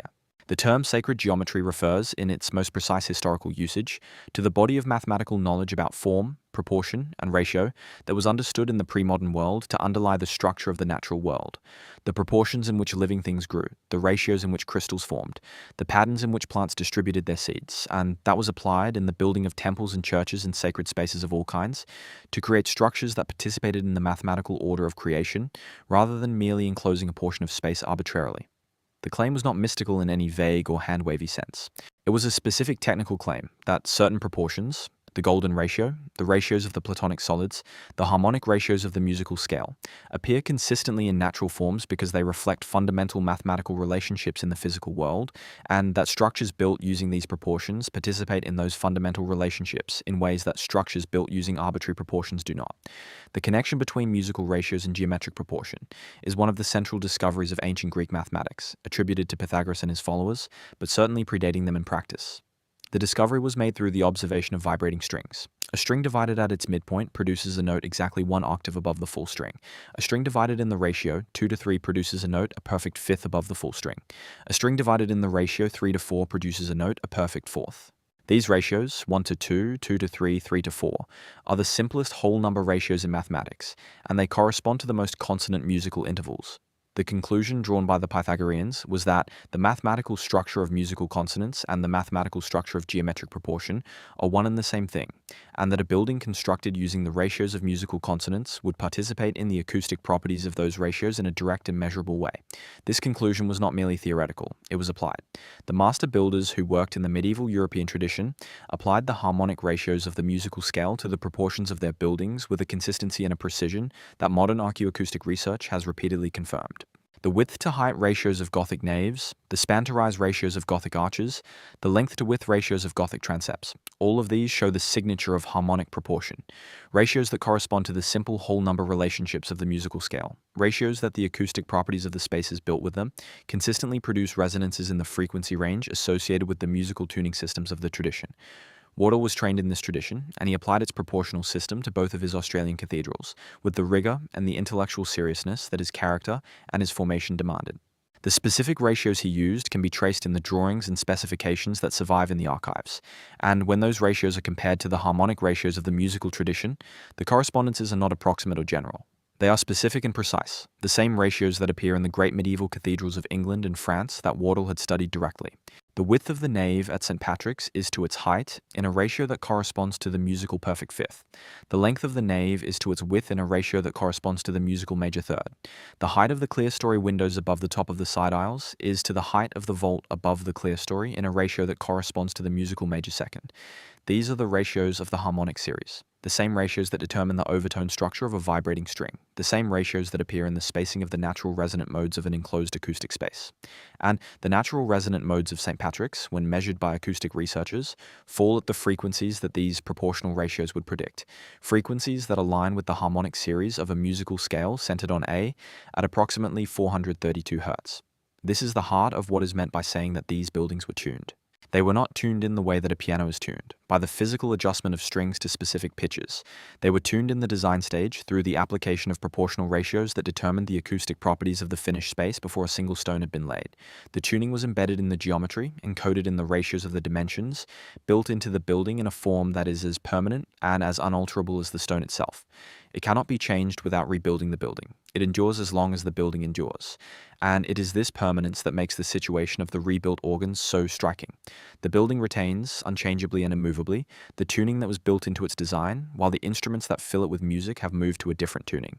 And the two systems, the permanent acoustic tuning of the stone and the adjustable tuning of the instruments, no longer share the same harmonic world. The building continues to resonate where it was always designed to resonate.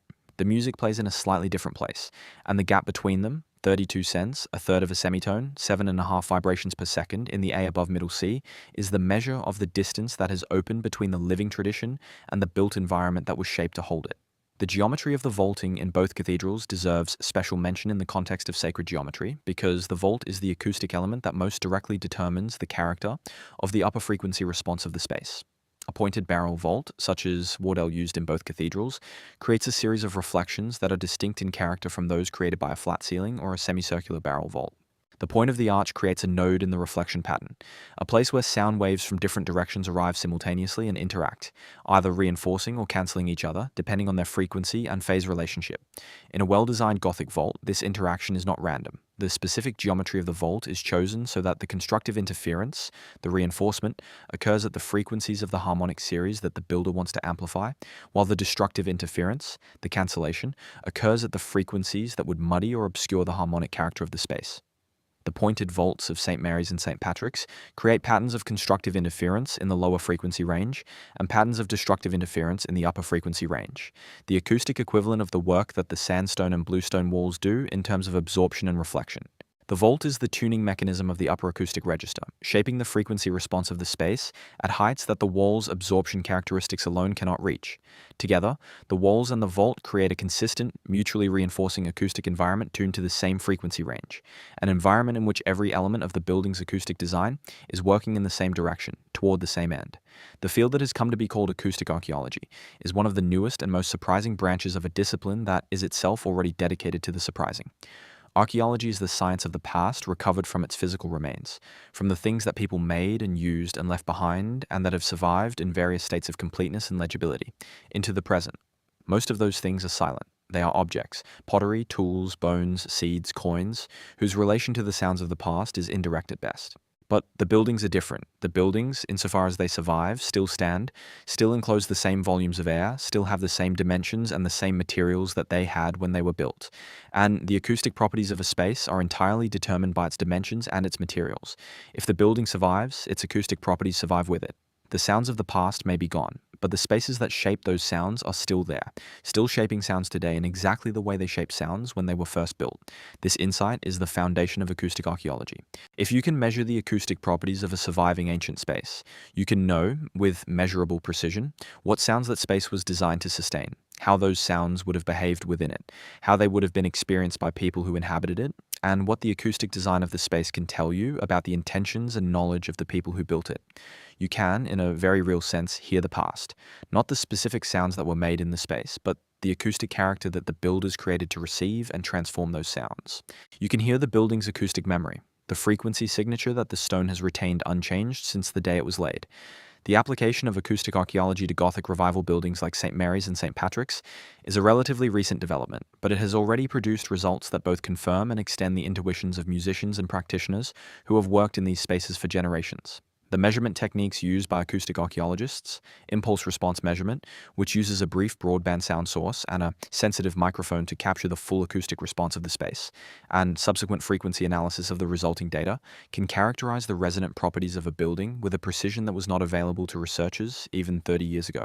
The results, as applied to the two Sydney and Melbourne cathedrals, have provided the first systematic acoustic documentation of buildings that had previously been characterized only in the informal, subjective terms of musicians and architects who knew them well. What the measurements show in both buildings is a frequency response that is consistently biased toward the lower frequency range. The reverberation time, the rate at which sound decays after its source is removed, is significantly longer in the low frequencies than in the middle and high frequencies, a characteristic that favors the sustaining of bass and lower mid-range harmonics over the clarity of higher frequencies. The frequency response, the relative amplification of different frequency bands by the room's acoustic properties, shows peaks in the range below 500 Hz that correspond to the natural resonant modes of the space, and these peaks align, as noted in earlier sections, with the harmonic series of a tuning system centered on A at or near 432 Hz. The coherence of the acoustic field, the degree to which the sound at different positions within the nave is in phase relationship rather than random relationship, is highest in the lower frequency range, which means that the lower frequencies create the most stable and the most spatially consistent acoustic environment within the building. These measurements are consistent with deliberate acoustic design. They are not what you would find in a building that had been constructed without attention to acoustic considerations, in which the dimensions were determined by structural necessity alone, and the acoustic consequences were accepted as whatever they happened to be. Random buildings do not produce frequency responses this consistent, reverberation time curves this regular, coherence profiles this stable. The acoustic properties of St. Mary's and St. Patrick's are the result of choices about proportions, materials, geometries, and spatial arrangements that were made by architects who understood, in whatever terms their tradition provided for understanding it, that the acoustic character of the space was as important as any other dimension of its design. The comparison of the acoustic profiles of the two buildings to those of medieval European cathedrals that have been similarly measured reveals the family resemblance that would be expected from buildings designed in the same tradition. The reverberation time curves of St. Patrick's show a strong similarity to those of the great English Gothic cathedrals, Ely, Wells, Salisbury, that Wardle had studied and that he drew upon as models for his Melbourne building. The frequency response of St. Mary's shows correspondences to the English and French Gothic cathedrals of the early English period, the buildings whose proportional systems Wardell applied most directly in his Sydney design. In both cases, the Australian buildings are recognizable as descendants of the European tradition, not only visually and structurally, but acoustically. They sound like their ancestors, in the specific technical sense that their acoustic response profiles share the same frequency biases and resonant characteristics that characterize the medieval buildings from which the Gothic revival tradition drew its inspiration. This is an extraordinary demonstration of the transmission of knowledge across space and time. The medieval builders who created the acoustic properties of Ely and Salisbury are separated from Wardle and his Australian cathedrals by 6 or 7 centuries and 12,000 miles. No direct communication was possible between them. The knowledge passed through the intermediate tradition of Gothic revival scholarship and practice, through Pugin and the Camden Society and the published measurements and analyses of surviving medieval buildings that scholars had accumulated over the first half of the 19th century, and arrived in Wardle's hands in a form that was sufficiently complete and sufficiently precise for him to reproduce the essential. Acoustic properties of the originals in his new buildings on the other side of the world. The stone of Melbourne and Sydney does not remember the medieval cathedrals of England, but it has been shaped by people who remembered them, who studied them and measured them and extracted from their dimensions the proportional knowledge that the original builders had spent centuries developing. And the result is a set of acoustic properties that are, in the most relevant technical sense, the same. The tradition was transmitted, the knowledge survived. The buildings, when you listen to them with sufficient care and sufficient equipment, speak in the same acoustic language as the buildings that inspired them. Every tradition carries within itself the record of what it has lost, and the tradition of sacred architecture is no exception. The losses are not always dramatic. They do not always announce themselves. More often, they are the kind of losses that happen so gradually and so quietly that the people who experience them do not recognize them as losses at all.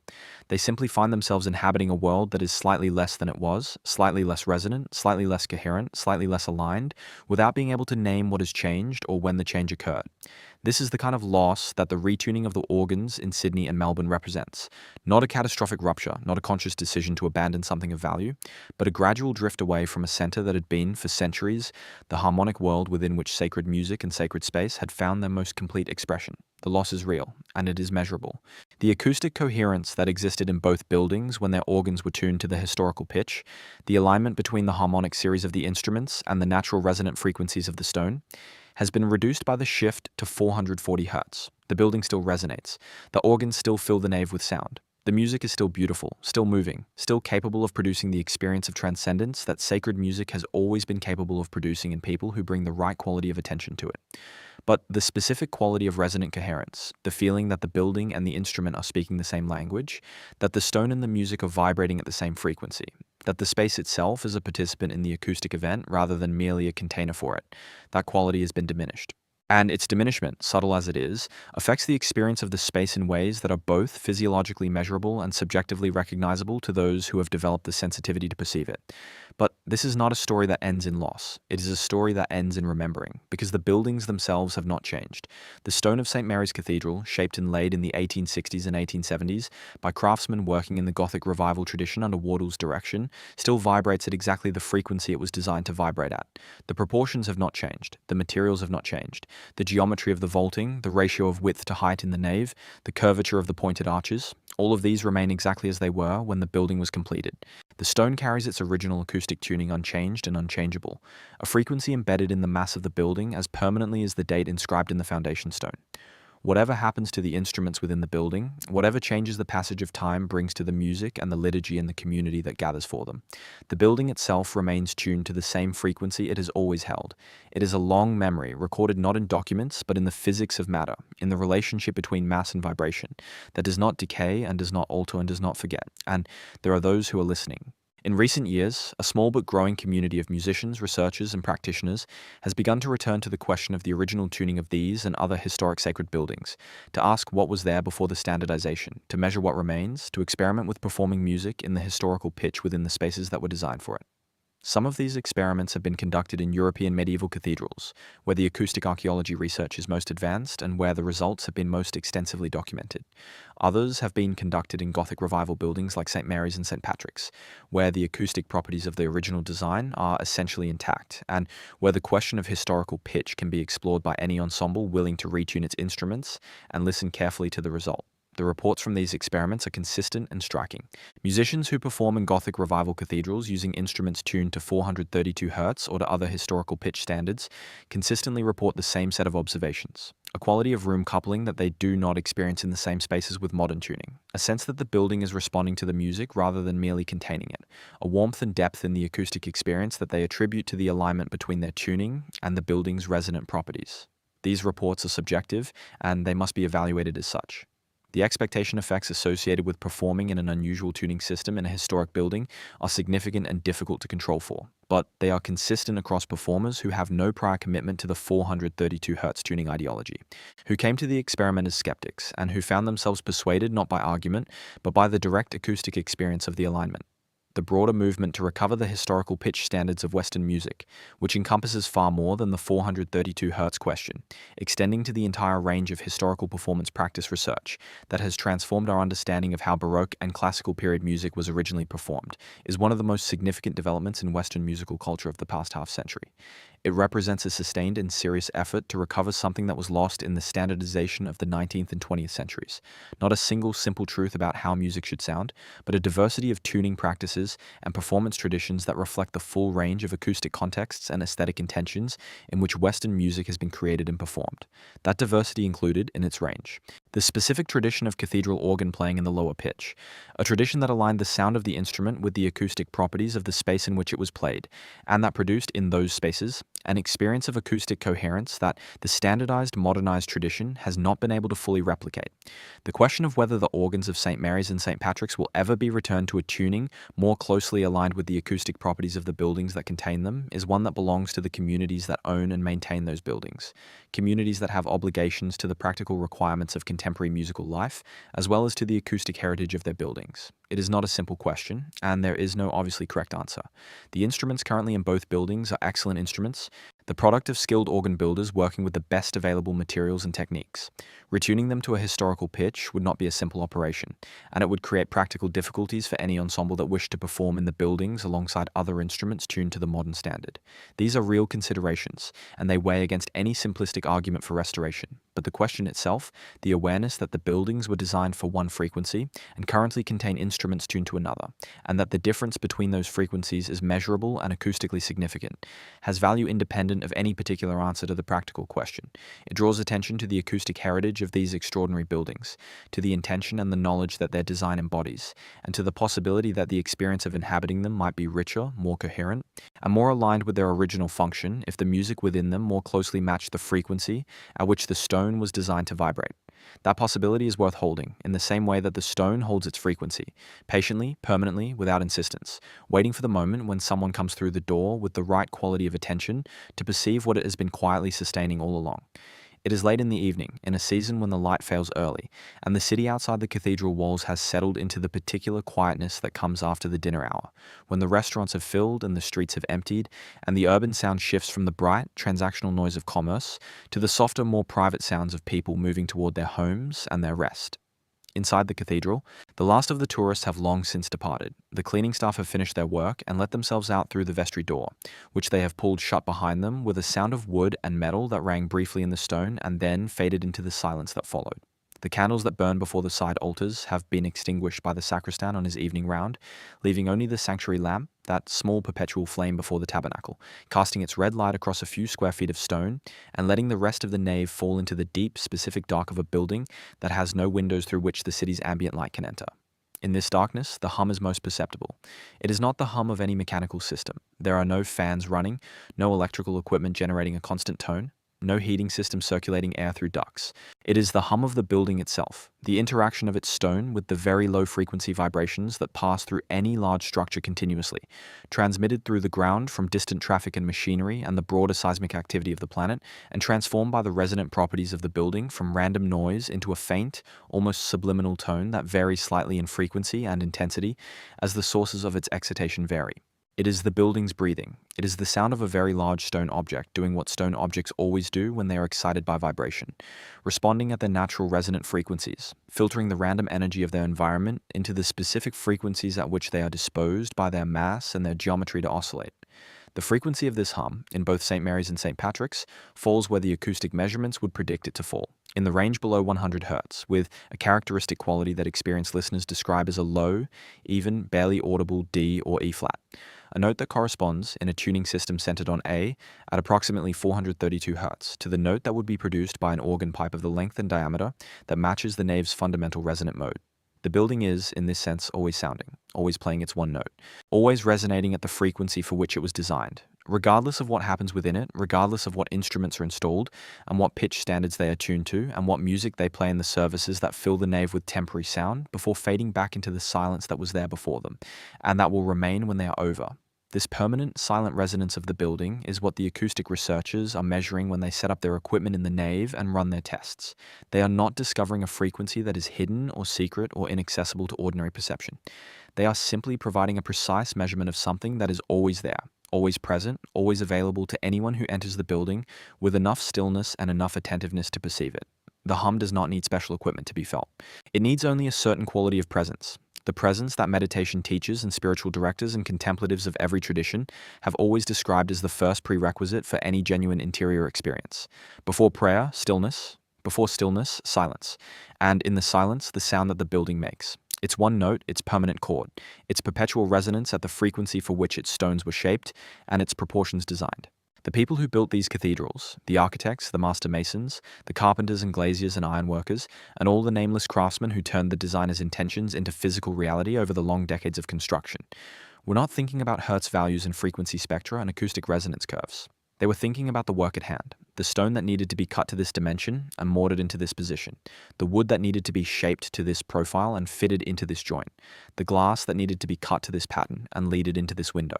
But the tradition in which they worked, transmitted through centuries of accumulated practical knowledge, ensured that the choices they made, individually small, individually simple, individually justified by structural or aesthetic or practical considerations, added up, in aggregate, to a building with specific acoustic properties, a building that resonated at a specific frequency, a building that amplified the lower harmonics and attenuated the higher ones in patterns that were not random, but designed, a building that would, when filled with music played in the right tuning, produce an experience of acoustic coherence that the people who gathered in it would feel in their bodies as well as hear with their ears, a feeling of settling, of depth, of being held by the space in something that resembled, in its physical expression, the experience that the tradition called grace. That experience is still available to anyone who walks through the doors of either cathedral on a quiet day and sits for long enough in the nave with their attention open and their expectations suspended. The acoustic properties of the stone have not changed. The building still resonates at the frequency for which it was designed.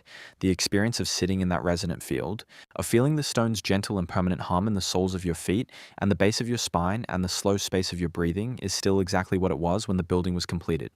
What has changed is the relationship between that experience and the musical life of the building, the music that fills the nave during services that is now played in a slightly different harmonic world from the world to which the stone is tuned.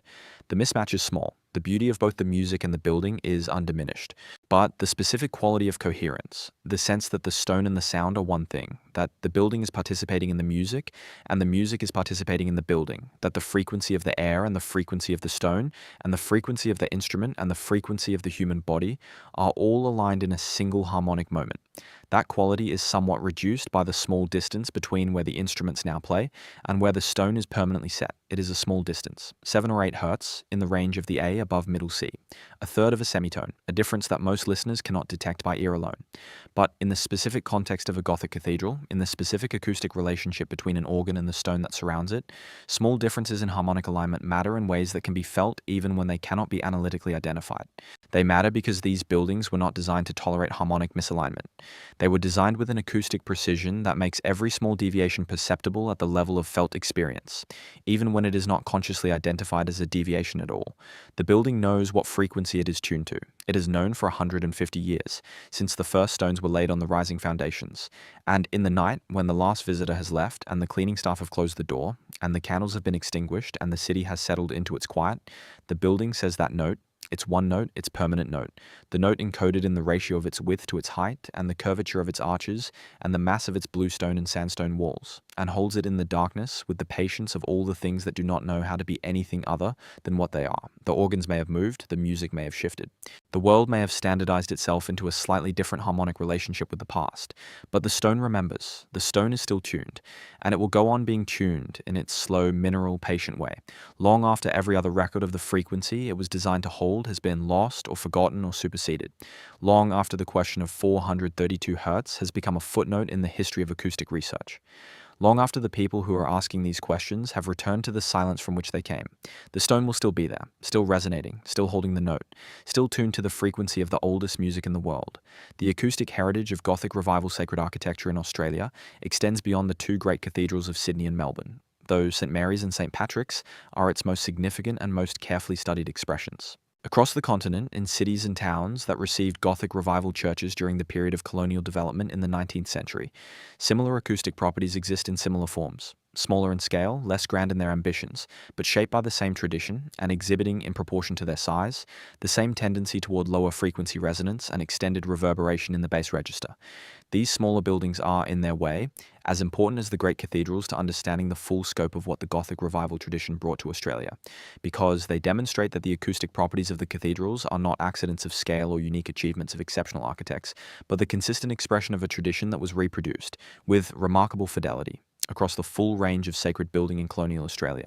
St John's Anglican Cathedral in Brisbane begun in 1901 to a design by John Loughborough Pearson, one of the most accomplished Gothic revival architects of the late Victorian period, exhibits acoustic properties that closely parallel those of St Patrick's in Melbourne, despite being somewhat smaller in scale and using different local stone. Pearson was a contemporary of Wardell, trained in the same tradition, and his proportional systems reflect the same fundamental understanding of the relationship between geometric ratio and acoustic resonance that Wardell applied in his Australian work. The nave of St. John's, Brisbane, measured by acoustic researchers in recent years, shows a reverberation time in the low frequencies that is comparable to that of the Melbourne Cathedral, and a frequency response that similarly amplifies the lower harmonics in preference to the higher ones. St. Paul's Anglican Cathedral in Melbourne, designed by the English architect William Butterfield in the 1870s and constructed over the following decades, presents an interesting comparison with Wardell's St. Patrick's. Butterfield was a different kind of Gothic revivalist from Wardell, more interested in the constructional polychromy of different coloured stones and bricks than in the structural and acoustic logic of the Gothic system, and his cathedral reflects this different emphasis in its acoustic character. Where Wardell's building has a clarity and a consistency of resonant behaviour that reflects the systematic application of harmonic proportion, Butterfield's St. Paul's has a more complex and somewhat less predictable acoustic signature that reflects the different materials and the different formal priorities of its designer. Nevertheless, the fundamental Gothic proportional framework that both architects shared ensures that St. Paul's also resonates in the lower frequency range, and its natural resonant modes, while less precisely aligned with the 432 Hz harmonic series than those of its Catholic neighbour, show a similar bias toward the lower end of the acoustic spectrum. The smaller colonial churches that dot the landscape of the Australian interior, the sandstone and bluestone churches built by convict labour and free settler craftsmen in the towns and villages that grew up around the pastoral stations and the gold fields, are perhaps the most overlooked part of this acoustic heritage. Built by men who were not architects in the formal sense, who worked from pattern books and practical experience rather than from the deep theoretical formation that Wardell brought to his work, these smaller buildings nevertheless reflect the proportional conventions of the Gothic revival tradition in their essential dimensions, and they exhibit, in their modest way, the same acoustic bias toward the lower frequencies that characterizes their grander urban counterparts. A visitor who sits in the nave of a small country church in the Hunter Valley, or the Western District, or the Barossa Valley, and allows themselves a moment of stillness will experience in miniature the same quality of low hum, the same quality of acoustic envelopment, the same quality of the space settling around them at a frequency lower than the frequencies of ordinary outdoor life. The stone carries the same memory, at whatever scale it was assembled. The tradition was thorough. It went all the way down. The relationship between these smaller buildings and the great cathedrals is worth dwelling on, because it illustrates something important about how architectural traditions transmit their knowledge across generations and distances. The master craftsmen who built the colonial churches were not architects. Many of them had no formal training in architecture at all. They were stonemasons and carpenters and glaziers who had learned their trade through apprenticeship, who had worked on buildings and observed their properties and accumulated, through years of practical experience, an intuitive understanding of how buildings worked, how stone behaved under load, how joints should be made, how a roof should be framed, how an arch should be struck. And within that accumulated practical knowledge, transmitted through the hands rather than through the head, was an understanding of proportion, of the relationships between dimensions that produce stable, durable, beautiful buildings. Those proportional relationships carried with them, embedded in the craft tradition rather than in any theoretical framework, the acoustic properties that made the Gothic tradition's spaces resonate in the way they resonated. The craftsman who cut the sandstone blocks for a country church in New South Wales was not thinking about Hertz values. He was thinking about the proportions he had learned from the men who had taught him, proportions that he reproduced because they produced buildings that worked. The acoustic properties of those proportions were transmitted as silently and as durably as the proportions themselves. Not as knowledge, but as craft. Not as theory, but as practice. Not as words, but as the disposition of stone. This is the nature of traditional knowledge. It is held not only in texts and documents, but in the trained bodies of practitioners, in the habits of hand and eye and ear that accumulate through years of working in a tradition, in the implicit understanding of how things should be done that exists below the level of conscious articulation, and that is transmitted through imitation and practice rather than through explicit instruction. When that tradition breaks down, when the chain of apprenticeship is interrupted, when the pattern books are lost, when the practitioners die without having transmitted their embodied knowledge to the next generation, the knowledge goes with them, and what remains are only the buildings they left behind. Those buildings carry the knowledge in their stone, in their proportions, in their acoustic properties, as surely as any written text. They are the most permanent record of what the tradition knew, and reading that record, learning to listen to what the buildings are saying about the acoustic intentions of the people who made them, is the work of acoustic archaeology. Slow, careful, technical, patient work, but work that recovers something real and something important about the history of the built environment and the history of the relationship between human beings and the spaces they have created for their deepest experiences. The academic study of the acoustic properties of historic sacred buildings is a field that did not exist in any systematic form until the last decades of the 20th century. Before that, the acoustic character of Gothic cathedrals and churches was the subject of informal observation by musicians and architects who worked in those spaces, and of occasional commentary in the broader literature of architectural and musicological history. But it was not studied as a scientific problem, not measured systematically, not analyzed with the precision and rigor that acoustic science could in principle bring to it, not connected to the broader questions about acoustic design intention and harmonic tuning that modern researchers have begun to ask. The reasons for this absence are partly institutional. Acoustic science as a discipline had other priorities, and the heritage community was slow to recognize acoustic properties as a form of heritage worth systematically documenting. And partly technical. The measurement tools and analytical methods needed to characterize the acoustic properties of large, complex spaces with the precision that the research questions require became available only gradually over the course of the 20th century. The development of digital signal processing in the 1970s and 1980s transformed the field. For the first time, it became possible to capture the complete impulse response of a large acoustic space in a digital record, to fire a starter's pistol or a balloon pop in a cathedral nave, to record the resulting decay of sound with a sensitive microphone, and to subject the resulting digital audio signal to frequency analysis that could reveal, with great precision, the frequency-by-frequency response of the space over the full range of human hearing. This technique, impulse response measurement followed by frequency domain analysis, became the standard method of acoustic measurement in the heritage building context, and it produced, over the following decades, a rapidly expanding body of data about the acoustic properties of surviving historic sacred buildings in Europe and beyond. The Australian buildings entered this research program relatively late, but the results when they came were consistent with the European findings and in some respects more striking, because the Australian Gothic revival buildings had not undergone the extensive interior modifications that many of their European counterparts had experienced over the centuries. The Australian cathedrals are, in acoustic terms, relatively pristine. They contain their original proportions, their original materials, and their original formal organisation in a way that many European buildings, which have been modified and restored and expanded over hundreds of years, do not. This relative integrity makes them valuable case studies for the acoustic archaeologist, because the acoustic properties they exhibit reflect the original design intentions of their builders without the complicating overlay of subsequent alterations. The first systematic acoustic measurements of St Patrick's Cathedral in Melbourne were conducted by a team from the University of Melbourne's Acoustics Research Group in the early years of the 21st century, using impulse response measurement techniques developed from the European research tradition.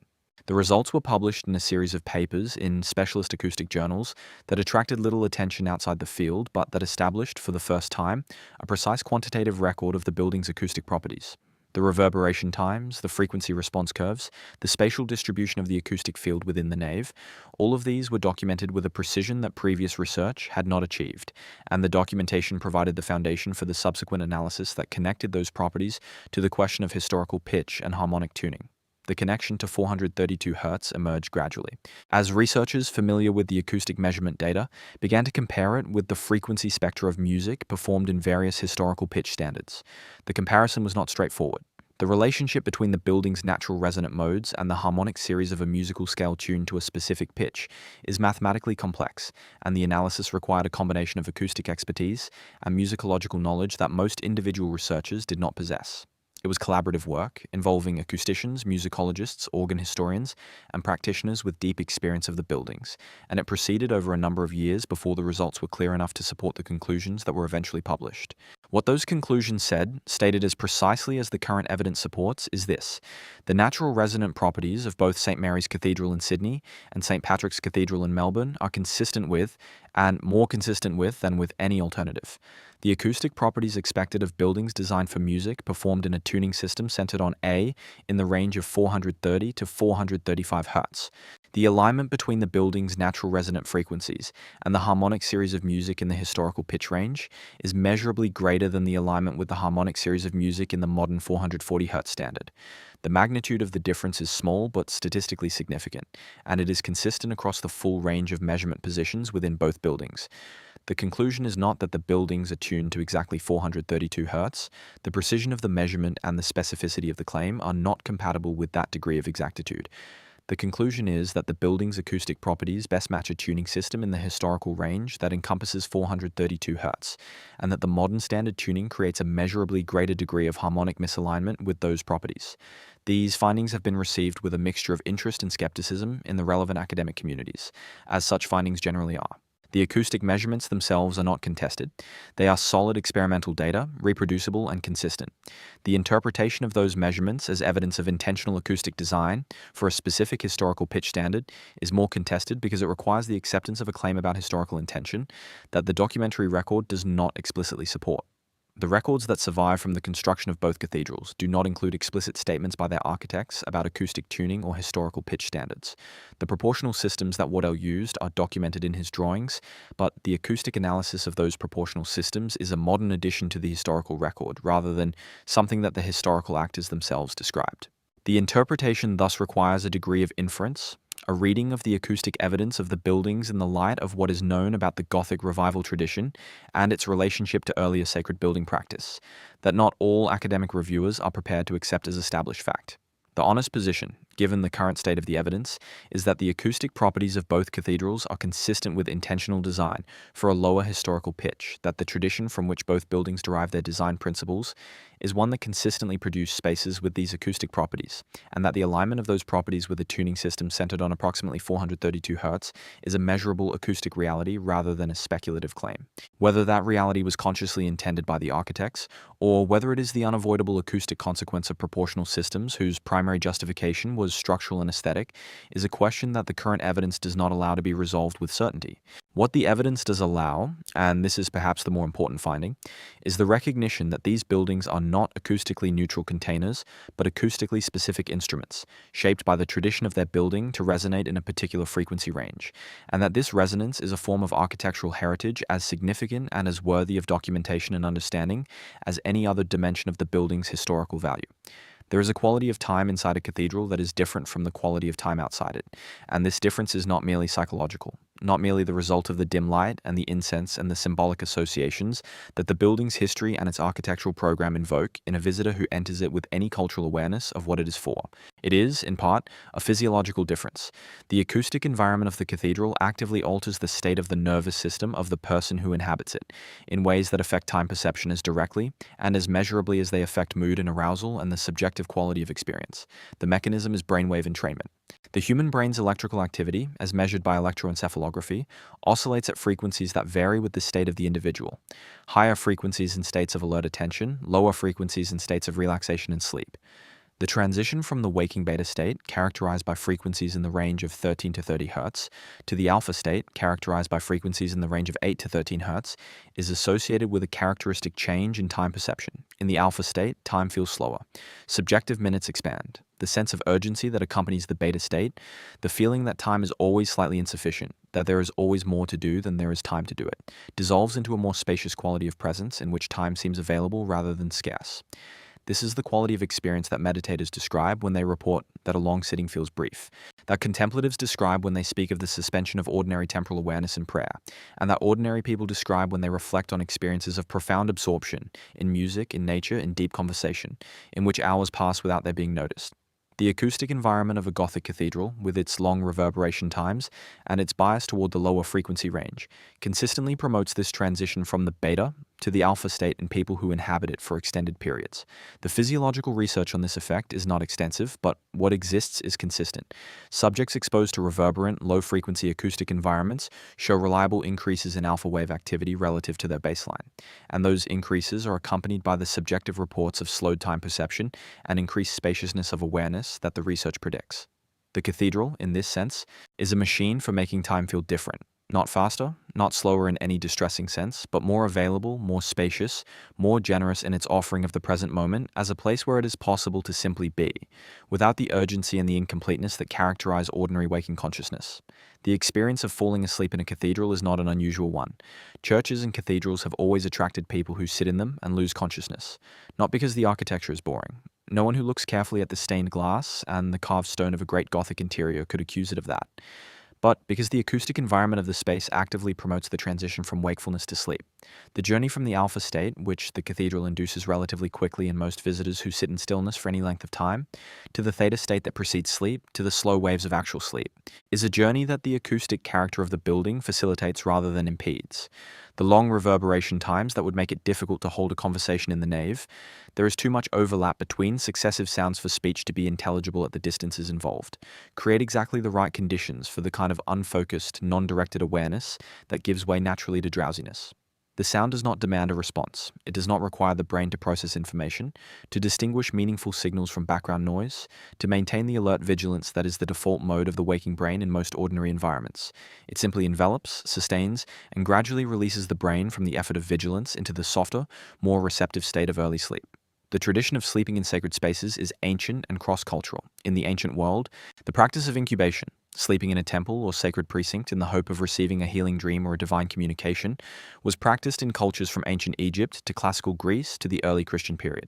The specific sacred spaces chosen for this practice were always characterized by particular acoustic properties.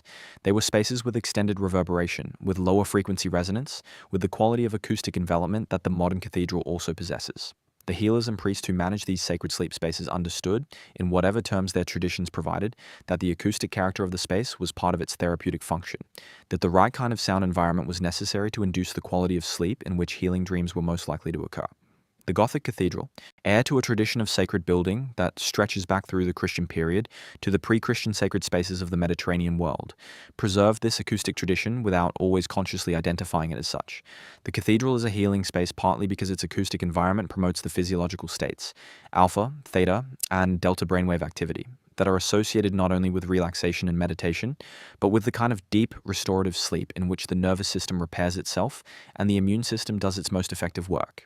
The visitors who fall asleep in the pews of St. Mary's and St. Patrick's are not disrespecting the buildings or failing to appreciate their qualities. They are, in the most direct possible sense, responding to those qualities in the way that the tradition that produced the buildings always understood that human beings would respond. They are allowing the stone's acoustic memory to do what it was designed to do, to slow the nervous system down, to release the vigilance and the reactivity of ordinary waking life, to create the conditions of stillness and receptivity in which the deeper dimensions of experience become accessible. Whether those deeper dimensions are understood as spiritual or as physiological, as prayer or as sleep, as the experience of the sacred or as the experience of the body's own healing intelligence, these are distinctions that the stone itself does not make. The stone simply vibrates at its frequency. The frequency does its work. And the person in the pew, whatever their belief system and whatever their understanding of what is happening, descends into a quality of rest that is both ancient and immediate, both inherited from a tradition that stretches back beyond recorded history and available in the present moment to anyone who walks through the door and takes the time to sit still long enough to receive it. The quality of that rest has been described by people who have experienced it in these particular buildings in terms that are remarkably consistent across different individuals, different backgrounds, different periods of time, and different degrees of prior knowledge about the acoustic properties of the spaces. They describe a heaviness of the body, a progressive release of muscular tension that they often do not realize they were carrying until the stone begins, over the course of 20 or 30 minutes, to take it from them. They describe a change in their breathing, a deepening and a slowing that happens without effort, as though the building is teaching their respiratory system how to breathe with more ease. They describe a quality in the sound, the ambient hum of the building, the distant sounds of the city filtered and transformed by the stone, that they consistently characterize as holding them rather than surrounding them, as though the acoustic environment is not merely external, but has in some sense become the medium in which they are floating, supported by it the way a body is supported by warm water. And they describe, almost universally, a quality of time that is different from ordinary time. Slower, more available, more spacious, more generous in its offering of the present moment, as a place where they can simply rest without needing to do or be or achieve anything at all. This is the gift of the stone. This is what the frequency holds for those who come to receive it. And it is as available today in these buildings that have been partially detuned from their original harmonic intention as it has ever been. Because the stone has not moved, and the stone has not forgotten, and the stone will go on offering its frequency to whoever enters with the right quality of attention for as long as the stone stands.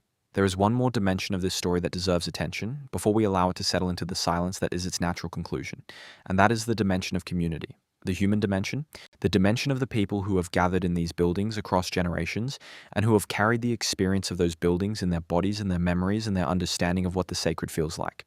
Because the acoustic experience of a great cathedral is not a private experience, not primarily. It is a collective one. It is something that happens between people who are gathered in the same space, breathing the same air, receiving the same low-frequency resonance through the soles of their feet and the bases of their spines, sharing without any explicit communication the quality of slowed time and deepened awareness that the stone produces in each of them individually. The collective dimension of this experience is part of what makes it different from any individual meditative practice. It is an experience of shared stillness, of many nervous systems simultaneously releasing into the same acoustic environment, of a community in the most literal and most physiological ontological sense, not merely a group of people who share beliefs or practices or institutional affiliations, but a group of people whose bodies are, at this particular moment in this particular space, oscillating at approximately the same frequency. The Catholic communities of Sydney and Melbourne that built these cathedrals understood this, in the experiential, if not the scientific sense. They understood that gathering in a specific kind of space, a space designed for the specific acoustic purpose of slowing and deepening the collective awareness of the community, was not merely a practical arrangement for holding a religious service, but a spiritual practice in itself. The building was the practice. The gathering in the building was the practice. The stillness that the building produced in the bodies of the people who gathered in it was the practice.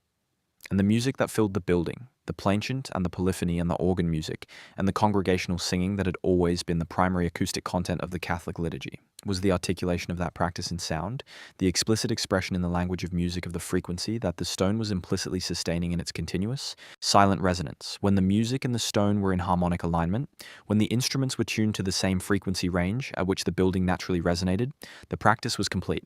The building was doing its work. The community was doing its work. The stone and the sound and the bodies of the gathered people were all vibrating in their different ways, at the same fundamental frequency, and the experience that resulted from this alignment was what the tradition called, in its various formulations, the presence of the sacred, not an absence of the ordinary, not a supernatural eruption into the natural, but a deepening of the ordinary into the dimension of its own greatest coherence, a moment in which the frequency of the stone and the frequency of the music and the frequency of the human body and the frequency of the planet itself were, for a brief and repeatable and designable interval of time, the same. That is what these buildings were built to hold. That is what they are still holding, in the stone, in the silence, in the hum that you can feel if you sit still long enough in the nave of either cathedral on a quiet morning, with your hands in your lap and your breathing slow and your attention open. The buildings are still tuned, the frequency is still there. The stone has not forgotten, and the invitation it has been extending, patiently and without insistence, since the day the first stones were laid in the foundations of these extraordinary places, is still exactly what it has always been. Come in, sit down, be still, and listen. The rest, the stone has always promised, will take care of itself. In the last several years, a quiet but sustained movement has begun among Australian musicians and scholars who are interested in the question of historical performance practice in the context of Gothic revival architecture.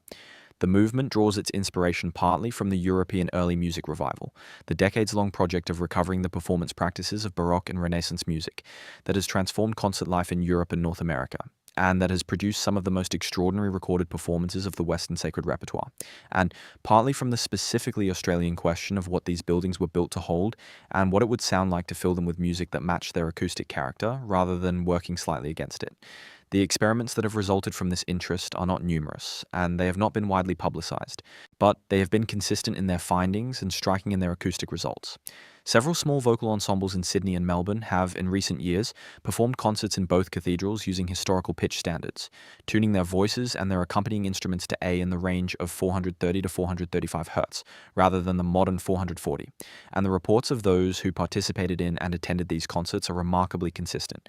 The experience of singing in the historical pitch in a space acoustically designed for that pitch is, the performers report, fundamentally different from the experience of singing in the same space in the modern standard. The quality of room coupling, the way the building responds to the voices, the way the stone seems to pick up the sound and sustain it and return it to the singers enriched, is noticeably greater in the historical pitch.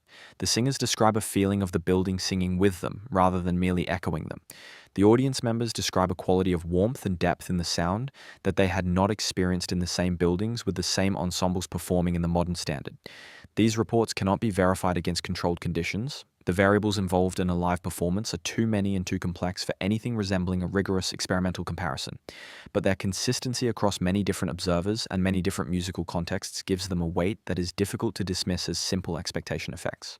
The organists who have had the opportunity to play instruments tuned to historical pitch in both cathedrals, usually instruments that have been brought in temporarily for historical performance events, rather than the cathedral's own instruments, report similar experiences. The coupling between the instrument and the room, they say, is different. The building responds differently. The notes that the organ produces in the historical pitch seem to fit this space in a way that notes in the modern standard do not quite achieve. The overtones of the pipes align more precisely with the resonant modes of the nave, creating a quality of acoustic integration between instrument and building that the experienced organist feels in the physical sensation of the sound as much as in its subjective quality. One organist who participated in a historical pitch event at St. Patrick's described the experience as the difference between wearing shoes that fit and wearing shoes that are slightly too tight. In both cases, you can walk, and in both cases, the difference in the shoe size is small enough that most observers would not notice anything wrong. But the person wearing the shoes knows immediately and absolutely which is which. The comparison is apt. The misalignment between the modern tuning and the acoustic design of the buildings is not large enough to make the building sound wrong in any obvious sense. The organs and the choirs and the orchestras that perform in both cathedrals in the modern standard produce beautiful music that the buildings support and amplify with generosity and grace. The buildings are not inhospitable to the modern pitch. They have been accommodating it for more than half a century, and both the performers and the congregations who have spent those decades in them have found the experience musically and spiritually sustaining. The loss is of a quality of alignment, a quality of coherence between the building's acoustic intention and the sound that fills it, that most people most of the time do not miss because they do not know it was ever there. It is the loss of a perfection that was quiet and complete and that called no attention to itself, replaced by something that is excellent in almost every measurable way, but that lacks, for those who have come to understand what it is and what it was, the final degree of coherence that the original design made possible. Whether that perfection will ever be recovered in these buildings or in others built in the same tradition is a question that belongs to the future rather than to the present. What belongs to the present is the understanding, newly gained, slowly accumulating, still incomplete, but steadily growing, of what these buildings are, what they were built to hold, and what they continue to offer to anyone who comes to them with the right quality of attention. They are acoustic instruments of extraordinary sophistication, the product of a tradition of knowledge and craft that spans centuries and continents. They are tuned to a frequency that the modern world has largely forgotten, but that the stone has never stopped sustaining. And they are still here, still standing on their hills in Sydney and Melbourne, still open to the community that built them, and to all the other communities that have found their way into them in the century and a half since the first stones were laid. The frequency has not faded. The stone has not forgotten. The invitation remains what it has always been. All that is required to accept it is the willingness to enter, to sit, and to be still long enough for the building to do what it was built to do. The history of these two cathedrals, read through the lens of acoustic heritage and historical tuning, is ultimately a story about the relationship between permanence and change, about the things that endure and the things that shift and the complex interplay between them that constitutes the life of a tradition across time. The buildings endure, the stone is permanent, the acoustic properties embedded in the proportions of the design persist unchanged through every transformation that the surrounding culture and the surrounding music undergo. But the music changes, the instruments change, the pitch standards change, the communities that gather in the buildings change.